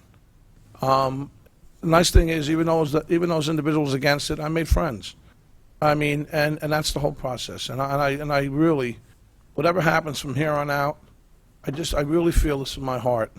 Growing up in this town, and I do believe in pride in Parsippany, and I just hope the right thing gets done at the end of the day. But that being said, I want to thank everybody for your participation, because that's what's most important about government. Everyone got to participate. I remember getting a phone call from Hank in the back, yelling at me, but that was okay. Because Hank, you didn't yell at me, that's right. I thought you were yelling maybe. But you know what? He shared his opinion, his feelings, and that was a good thing. Everybody in this room, even if you were for it or against it, you shared your opinion and your thoughts, and that's what's most important. And I want to thank you for that. And I guess the mayor decided I wasn't going to talk. He went sorry, first, you're so out of order. that's It's your okay. meeting. Thank you. Okay, seeing no one come forward, I'd like to close the public hearing. Consent agenda. All items listed with an asterisk are considered to be routine, non-controversial by the Township Council, will be approved by one motion. There'll be no separate discussion on these items unless a council member so requests, in which case the item will be removed, the consent agenda, and considered in its normal sequence of the agenda. Just to give you a heads up before I go forward, number 1 under resolutions, 2012 budget introduction, will be removed and be a separate entity. At this time, I'll entertain a motion. I'll make a motion. Motion by Mr. Farrar. Second. Second by Mr. Karifi. Roll call. Mr. Karifi? Yes. Mr. DePiero? Yes. Mr. Farrar? Yes. President Stanton? Yes, under resolutions, 2012 budget introduction, I'd like to turn this over to Mayor Barbario. Just going to read into record the budget. Tonight, okay, Lee, it's working. Tonight, I would like to present to you with a summary of the proposed 2012 township budget. Again, the township was subject to a 2% levy cap with very few waivers. Budget appropriations have largely stabilized. However, there was a significant decline in anticipated revenues. Key aspects of my proposed 2012 budget include a slight decrease in the current fund appropriations, a continued decline in revenues of $1 million or 6%. The result is a tax levy increase of $700,000 or 1.8%, and a tax rate increase of 2.9% or $49 for the average assessed home of $309,000. Each year, since we've been working together and working on this budget, the tax levy and the tax increase have come down. 4.1% last year, or 4.4, now to 2.9%. And with all the new revenues hopefully generated next year, hopefully one day we can get to be 1% and maybe even less. I am pleased to note that this budget calls for a 2% salary increase for all white-collar employees, representing almost half of the township workforce whose salaries have been frozen since 2009. Merit increases for a few employees who have gone above and beyond, have had significant accomplishments or achievements, and/or have taken on additional responsibilities due to reduced workforce. 4 new police officers to replace 12 officers who retired in 2010 and 2011, and a part-time parking enforcement special police officer and a part-time dare instructor. As I mentioned earlier, the appropriation side of the budget is largely stabilized. Some large increases have been balanced by decreases. The large reduction was a $1.28 million in debt service. Other significant reductions include $250,000 reduction in property casualty insurance by moving to the Garden State Joint Insurance Fund, $200,000 savings in DPW due to the mild winter.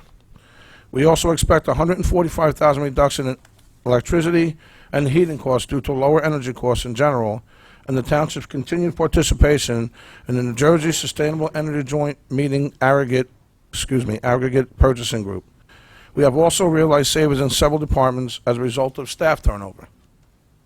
Significant increases in the appropriation include $800,000 in employee medical benefits, $500,000 in gasoline, $177,000 in retiree payouts, $150,000 for the Hurricane Irene emergency, and $140,000 for October snowstorm emergency. Just a few things I'd like to note, though. While the increase in medical benefits is large in absolute dollars, it is the lowest percentage increase in a number of years. Also, as I reported to the council last week, the prescription benefit renewal came to 0% increase. Health improvements are also evidenced by lower workers' comp costs and medical claims in the first quarter of this year. I believe that these are the results of engaging an on-site, one-on-one wellness coach. We again took advantage of state law which permits the deferral of retiree payouts over 5 budgets to lessen the impact from the actual 2012 cost of $888,000. Hurricane Irene actually cost the township over $750,000 in overtime, supplies and equipment, repairs and disposal fees at the trash transfer station. We are expecting some FEMA reimbursement. However, this cannot be anticipated as revenue in the 2012 budget. As with the retiree payouts, we are taking advantage of state law, which allows us to spread the $750,000 emergency expenditure over 5 budgets. Throughout 2010 and 2011, we had taken advantage of resignation, retirements, wherever possible, to reduce workforce. I believe that our workforce is now as lean as it can be without service suffering.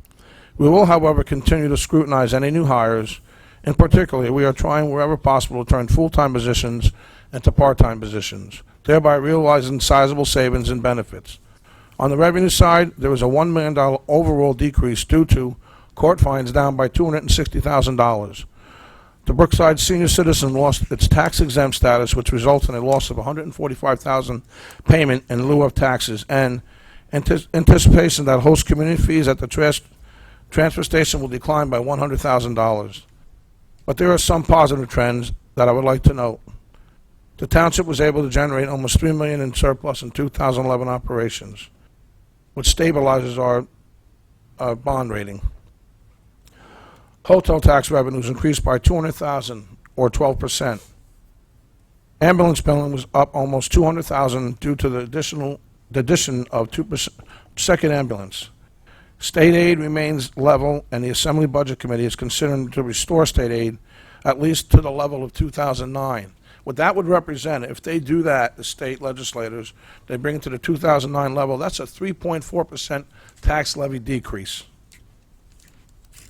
In 2012 or 13, the township should start receiving payments from the incinerator contract with Synagro. Employee health care contributions will increase over the next 3 years. The new single-stream recycling program should have a very positive impact on reducing the cost of garbage disposal costs. In proactively attacking the 2012 and 2013 budgets, my administration will, throughout this year, continue to look for new revenue sources and opportunities to reduce staffing and other costs. We expect to install a solar panel project at the community center that will result in reduced electrical costs and generate income from solar energy credits. We will start our Six Sigma study, which is one of the most effective problem methodologies for improving performance. We will be starting this with our Parks and Forestry this year.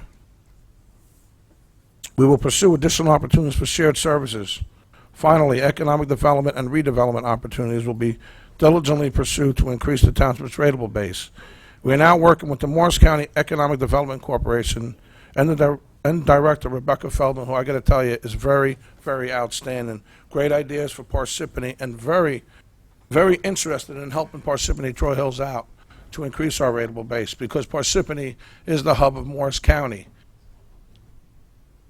Our refurbishments of the sewer treatment plant should be completed by the end of the month. There will be a ribbon-cutting ceremony in June. The benefits are the reduction in energy cost of approximately 60% to 65%, as I stated previously. I look forward to working with the council to continue to bring positive changes to taxpayers of Parsippany and improve the quality of life for our residents and improve the economic vitality of the township. Thank you very much, Township Council members. Thank you. Mr. Farrar? Municipal Budget Notice, Section 1. Municipal Budget of the Township of Parsippany-Troy Hills, County of Morris, for the fiscal year of 2012. Be it resolved that the following statements of revenues and appropriations shall constitute the municipal budget of the year 2012. Be it further resolved that the said budget be published in the Daily Record in the issue of May 25, 2012. The governing body of the Township of Parsippany-Troy Hill does hereby approve the following as the budget for the year 2012. Second. Motion by Mr. Farrar, second by Mr. DiPiero. Roll call. Mr. Karifi? Yes. Mr. DiPiero? Yes. Mr. Farrar? Yes. President Stanton? Yes. Applications none. Ordinances for introduction. 2012:19, Mr. DiPiero. 2012:19, an ordinance amending Section 285-4, Schedule A, no parking fire zones of Article 1 of Chapter 285, parking of the Code of the Township of Parsippany-Troy Hills to establish fire zones and regulate parking at 311-401 Smith Road, Block 735.02, Lot 2. Be it resolved that the above ordinance be introduced, read by title,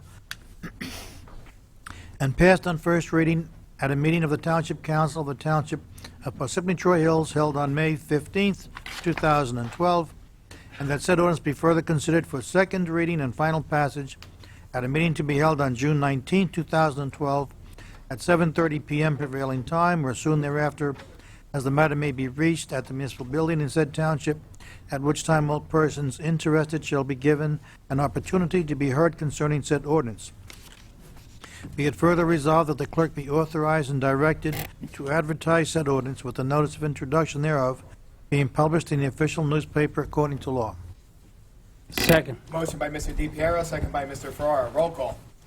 Mr. Karifi? Yes. Mr. DePiero? Yes. Mr. Farrar? Yes. President Stanton? Yes, ordinance 2012:20. Mr. Farrar.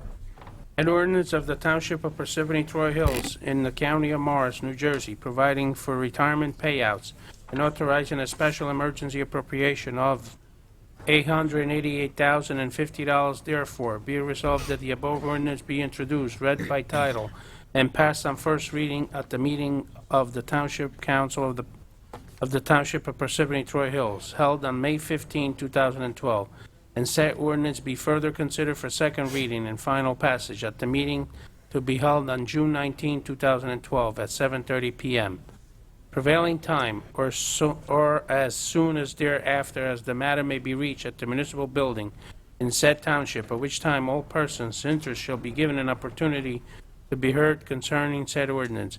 Be it further resolved that the clerk be authorized and directed to advertise said ordinance with the notice of introduction, therefore being published in the official newspaper according to law. Second. Motion by Mr. Farrar, second by Mr. DePiero. Roll call. Mr. Karifi? Yes. Mr. DePiero? Yes. Mr. Farrar? Yes. President Stanton? Yes, 2012:21. Mr. Karifi. An ordinance to exceed the municipal budget appropriation limits and to establish a cap bank, NJSA 40A:4-45.14. Be it resolved that the above ordinance be introduced, read by title, and passed on first reading at a meeting of the Township Council of the Township of Parsippany-Troy Hills held on May 15, 2012, and that the said ordinance be further considered for second reading and final passage at a meeting to be held on June 19, 2012, at 7:30 p.m. prevailing time, or as soon as thereafter as the matter may be reached at the municipal building in said township, at which time all persons interested shall be given an opportunity to be heard concerning said ordinance. Be it further resolved that the clerk be authorized and directed to advertise said ordinance with the notice of introduction thereof being published in the official newspaper according to law. Second. Motion by Mr. Karifi, second by Mr. DePiero. Roll call. Mr. Karifi? Yes. Mr. DePiero? Yes. Mr. Farrar? Yes. President Stanton? Yes, 2012:22. Mr. DePiero. An ordinance authorizing the business administrator of the Township of Parsippany-Troy Hills to execute and renew as necessary a lease with the caretaker of the Watnong Gardens. Be it resolved that the above ordinance be introduced, read by title, and passed on first reading at a meeting of the Township Council of the Township of Parsippany-Troy Hills held on May 15, 2012, and that said ordinance be further considered for second reading and final passage at a meeting to be held on June 19, 2012, at 7:30 p.m. prevailing time, or as soon thereafter as the matter may be reached at the municipal building in said township, at which time all persons interested shall be given an opportunity to be heard concerning said ordinance. Be it further resolved that the clerk be authorized and directed to advertise said ordinance with the notice of introduction thereof being published in the official newspaper according to law. Second. Motion by Mr. DePiero, second by Mr. Farrar. Roll call. Mr. Karifi? Yes. Mr. DePiero? I have a question first. The caretaker. We had a discussion about maintaining Watnong Gardens in the fashion that it has been maintained by the resident. Is this caretaker going to be doing what she's been doing, or learning to do what she's been doing? No, and that was not the intent of the arrangement. All right, then I she- vote no, because the intent of purchasing that property, I'm going to be clear about this. The purchase of that property was to maintain a beautiful and exotic garden. If we're not going to maintain that garden, we're just going to cut the grass, then we just bought two houses we have no need for, and the garden will become a shambles. We're wasting our money. Sell it. The purpose of the lease agreement is not to replace a full-time caretaker, it doesn't mean that the township cannot, that the township can't allocate additional funding to the Parks and Forestry Department so that they can maintain that. You're missing the whole point. You weren't here when we purchased it, I don't think. No. Okay, all right. Let me be clear about this, all right? That is a beautiful garden of exotic plants. The planting of those plants, the maintaining of those plants takes someone who knows a lot about exotic plants. Okay? The whole purpose of a caretaker was for someone to go over there and learn from that woman how to maintain those exotic plants and preserve Wattenham Gardens the way it has been maintained.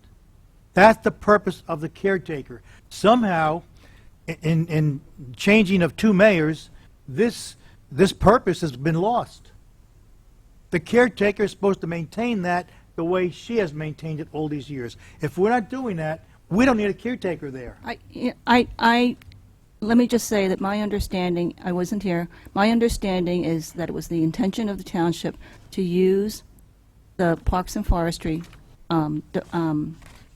division Never. to care for the property. It was never. And in addition to having a caretaker who would learn, and the current caretaker is doing that. He has learned how to take care of some of it, and he's learning more. But that's my understanding, that it was never envisioned that the caretaker would have sole responsibility for maintaining that property. That was always the vision. Okay, it got lost someplace in two administrations. It got lost. Well, On the record now, I'm telling you, the intent was to maintain Wattenham Gardens the way it has been. Well, And if we don't do that, shame on us. we can look at the past administrations to see what the intent was by you going through the minutes. And Well, you have to go to the minutes of the Open Space Committee, Right, and we can do because that. that's where we discussed it. And I don't know how detailed the minutes were at that time, you know, because a lot of discussion goes on, and then the minutes are about a paragraph long.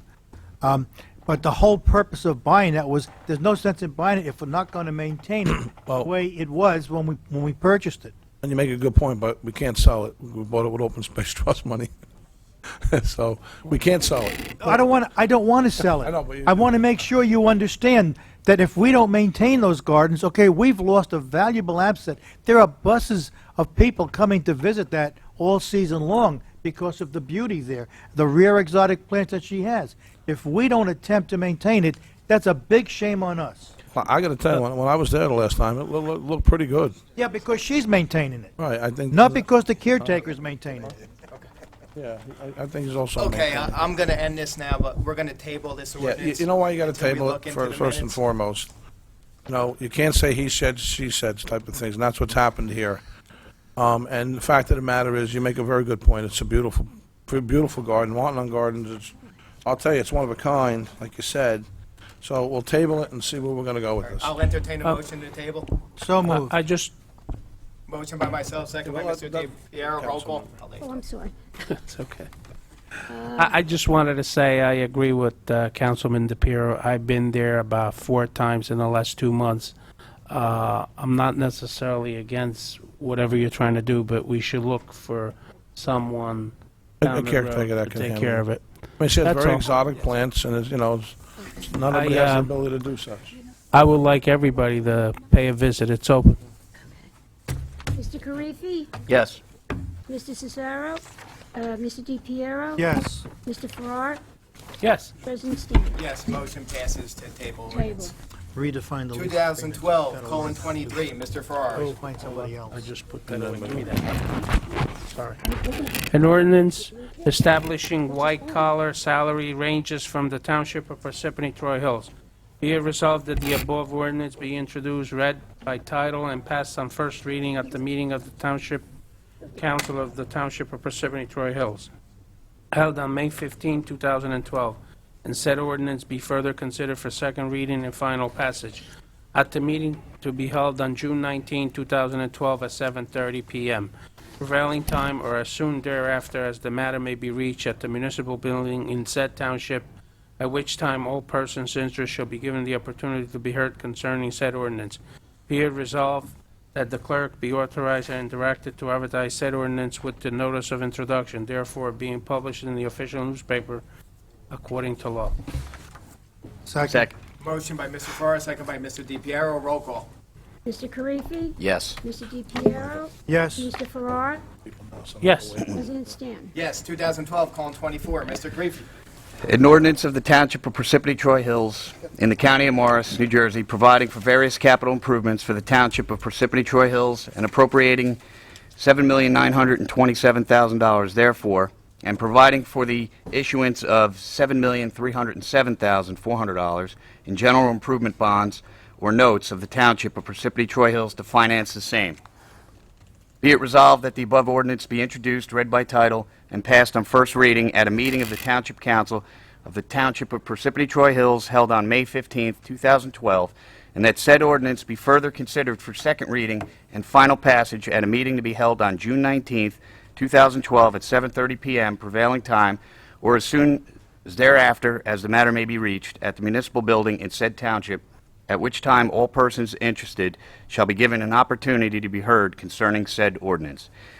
Be it further resolved that the clerk be authorized and directed to advertise said ordinance with the notice of introduction therefore or thereof being published in the official newspaper according to law. Second. Motion by Mr. Karifi, second by Mr. DePiero. Roll call. Excuse me, before I do the roll call, I just wanted to let you know the next four ordinances, they are bond ordinances, and the supplemental debt statement was filed by the, in the clerk's office today. Okay. All right, Mr. Karifi? Yes. Mr. DePiero? Yes. Mr. Farrar? Yes. President Stan? Yes, 2012:25. Mr. DePiero. An ordinance of the Township of Parsippany-Troy Hills in the County of Morris, New Jersey, providing for various water utility improvements for the Township of Parsippany-Troy Hills and appropriating $725,000 therefore, and providing for the issuance of $688,750 in general improvement bonds or notes of the Township of Parsippany-Troy Hills to finance the same.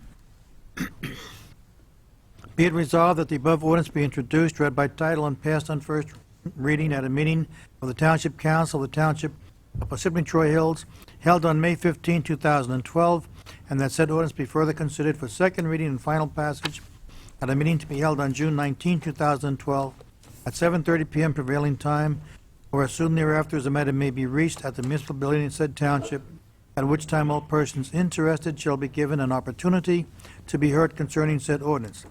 Be it further resolved that the clerk be authorized and directed to advertise said ordinance with the notice of introduction thereof being published in the official newspaper according to law. Second. Motion by Mr. DePiero, second by Mr. Karifi. Roll call. Mr. Karifi? Yes. Mr. DePiero? Yes. Mr. Farrar? Yes. President Stan? Yes, 2012:26. Mr. Farrar.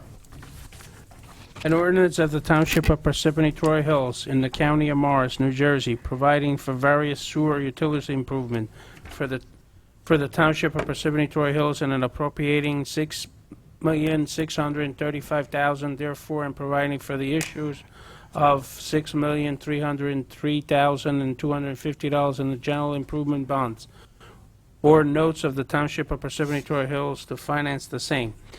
Be it resolved that the above ordinance be introduced, read by title, and passed at first reading at the meeting of the Township Council of the Township of Parsippany-Troy Hills, held on May 15, 2012, and that said ordinance be further considered for second reading and final passage at the meeting to be held on June 19, 2012, at 7:30 p.m.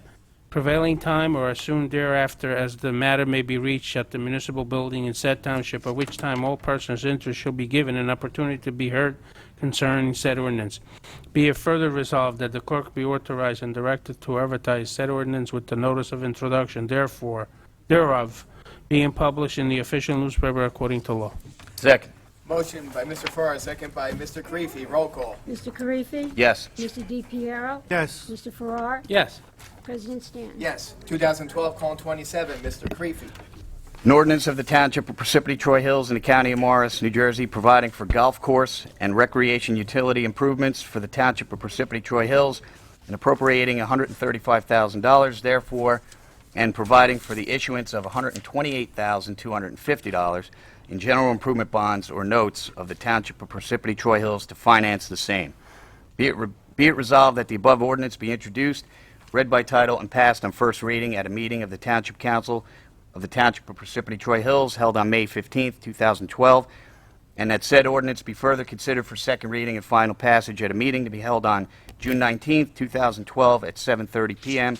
prevailing time or as soon as thereafter as the matter may be reached at the municipal building in said township, at which time all persons interested shall be given an opportunity to be heard concerning said ordinance.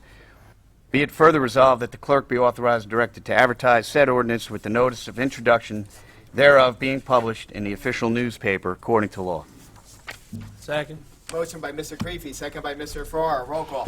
Mr. Karifi? Yes. Mr. DePiero? Yes. Mr. Farrar? Yes. President Stan? Yes. At this time, I'd like to entertain a motion for 3 add-ons.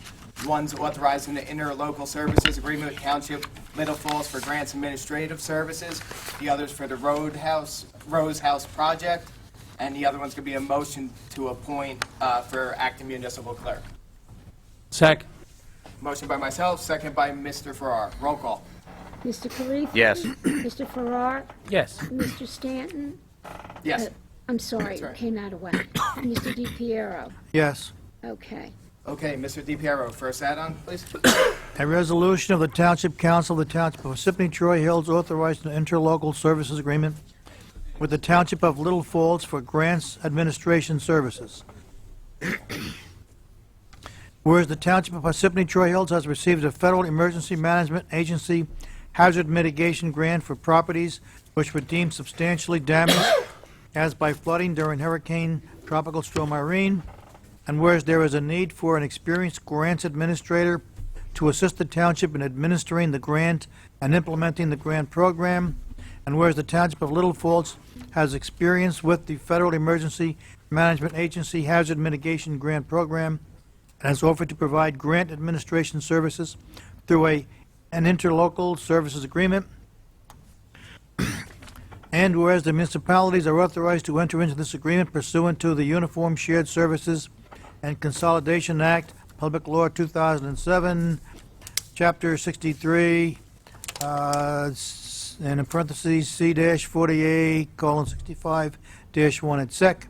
Now therefore be it resolved by the Township Council of the Township of Parsippany, Troy Hills, Morris County, New Jersey, hereby authorizes execution of an interlocal services agreement with the Township of Little Falls in the form approved by the Township Attorney and to be placed on file in the office of the Township Clerk upon the terms and conditions provided therein. Second. Motion by Mr. DiPiero, second by Mr. Creepy. Roll call. Mr. Karifi? Yes. Mr. Farrar? Yes. Mr. DePiero? Yes. President Stan? Yes, our Rose House project add-on, there's copies up here. It's going to be read by title only in case you want to read the whole add-on resolution. Mr. Creepy? Resolution of the Township of Parsippany-Troy Hills in the County of Morris, New Jersey, granting the application of the Rose House project for funding from the Affordable Housing Trust Fund of the Township of Parsippany-Troy Hills and to enter into an agreement setting forth the obligations of the parties. Second. Motion by Mr. Creepy, second by Mr. DiPiero. Roll call. Before, I just have a quick Jasmine, I think we received a memo from the mayor in reference to this. Yes. And you guys went and checked out this. I mean, the only concern I have with this is that I know it says, I guess, the residents will be those with disabilities. Yes. Because I know that property is very close to 2 schools and some other things. So, I mean, we've checked out the organization, the other house? Yes. I think it said in the memo? Yes. Okay. Yes. Okay, Mr. Karifi? Mr. Farrar? Yes. Mr. DePiero? Yes. And President Stan? Yes. I make a motion to appoint Carol Keogh as acting municipal clerk. Second. Motion by Mr. Farrar, second by Mr. Creepy. Roll call.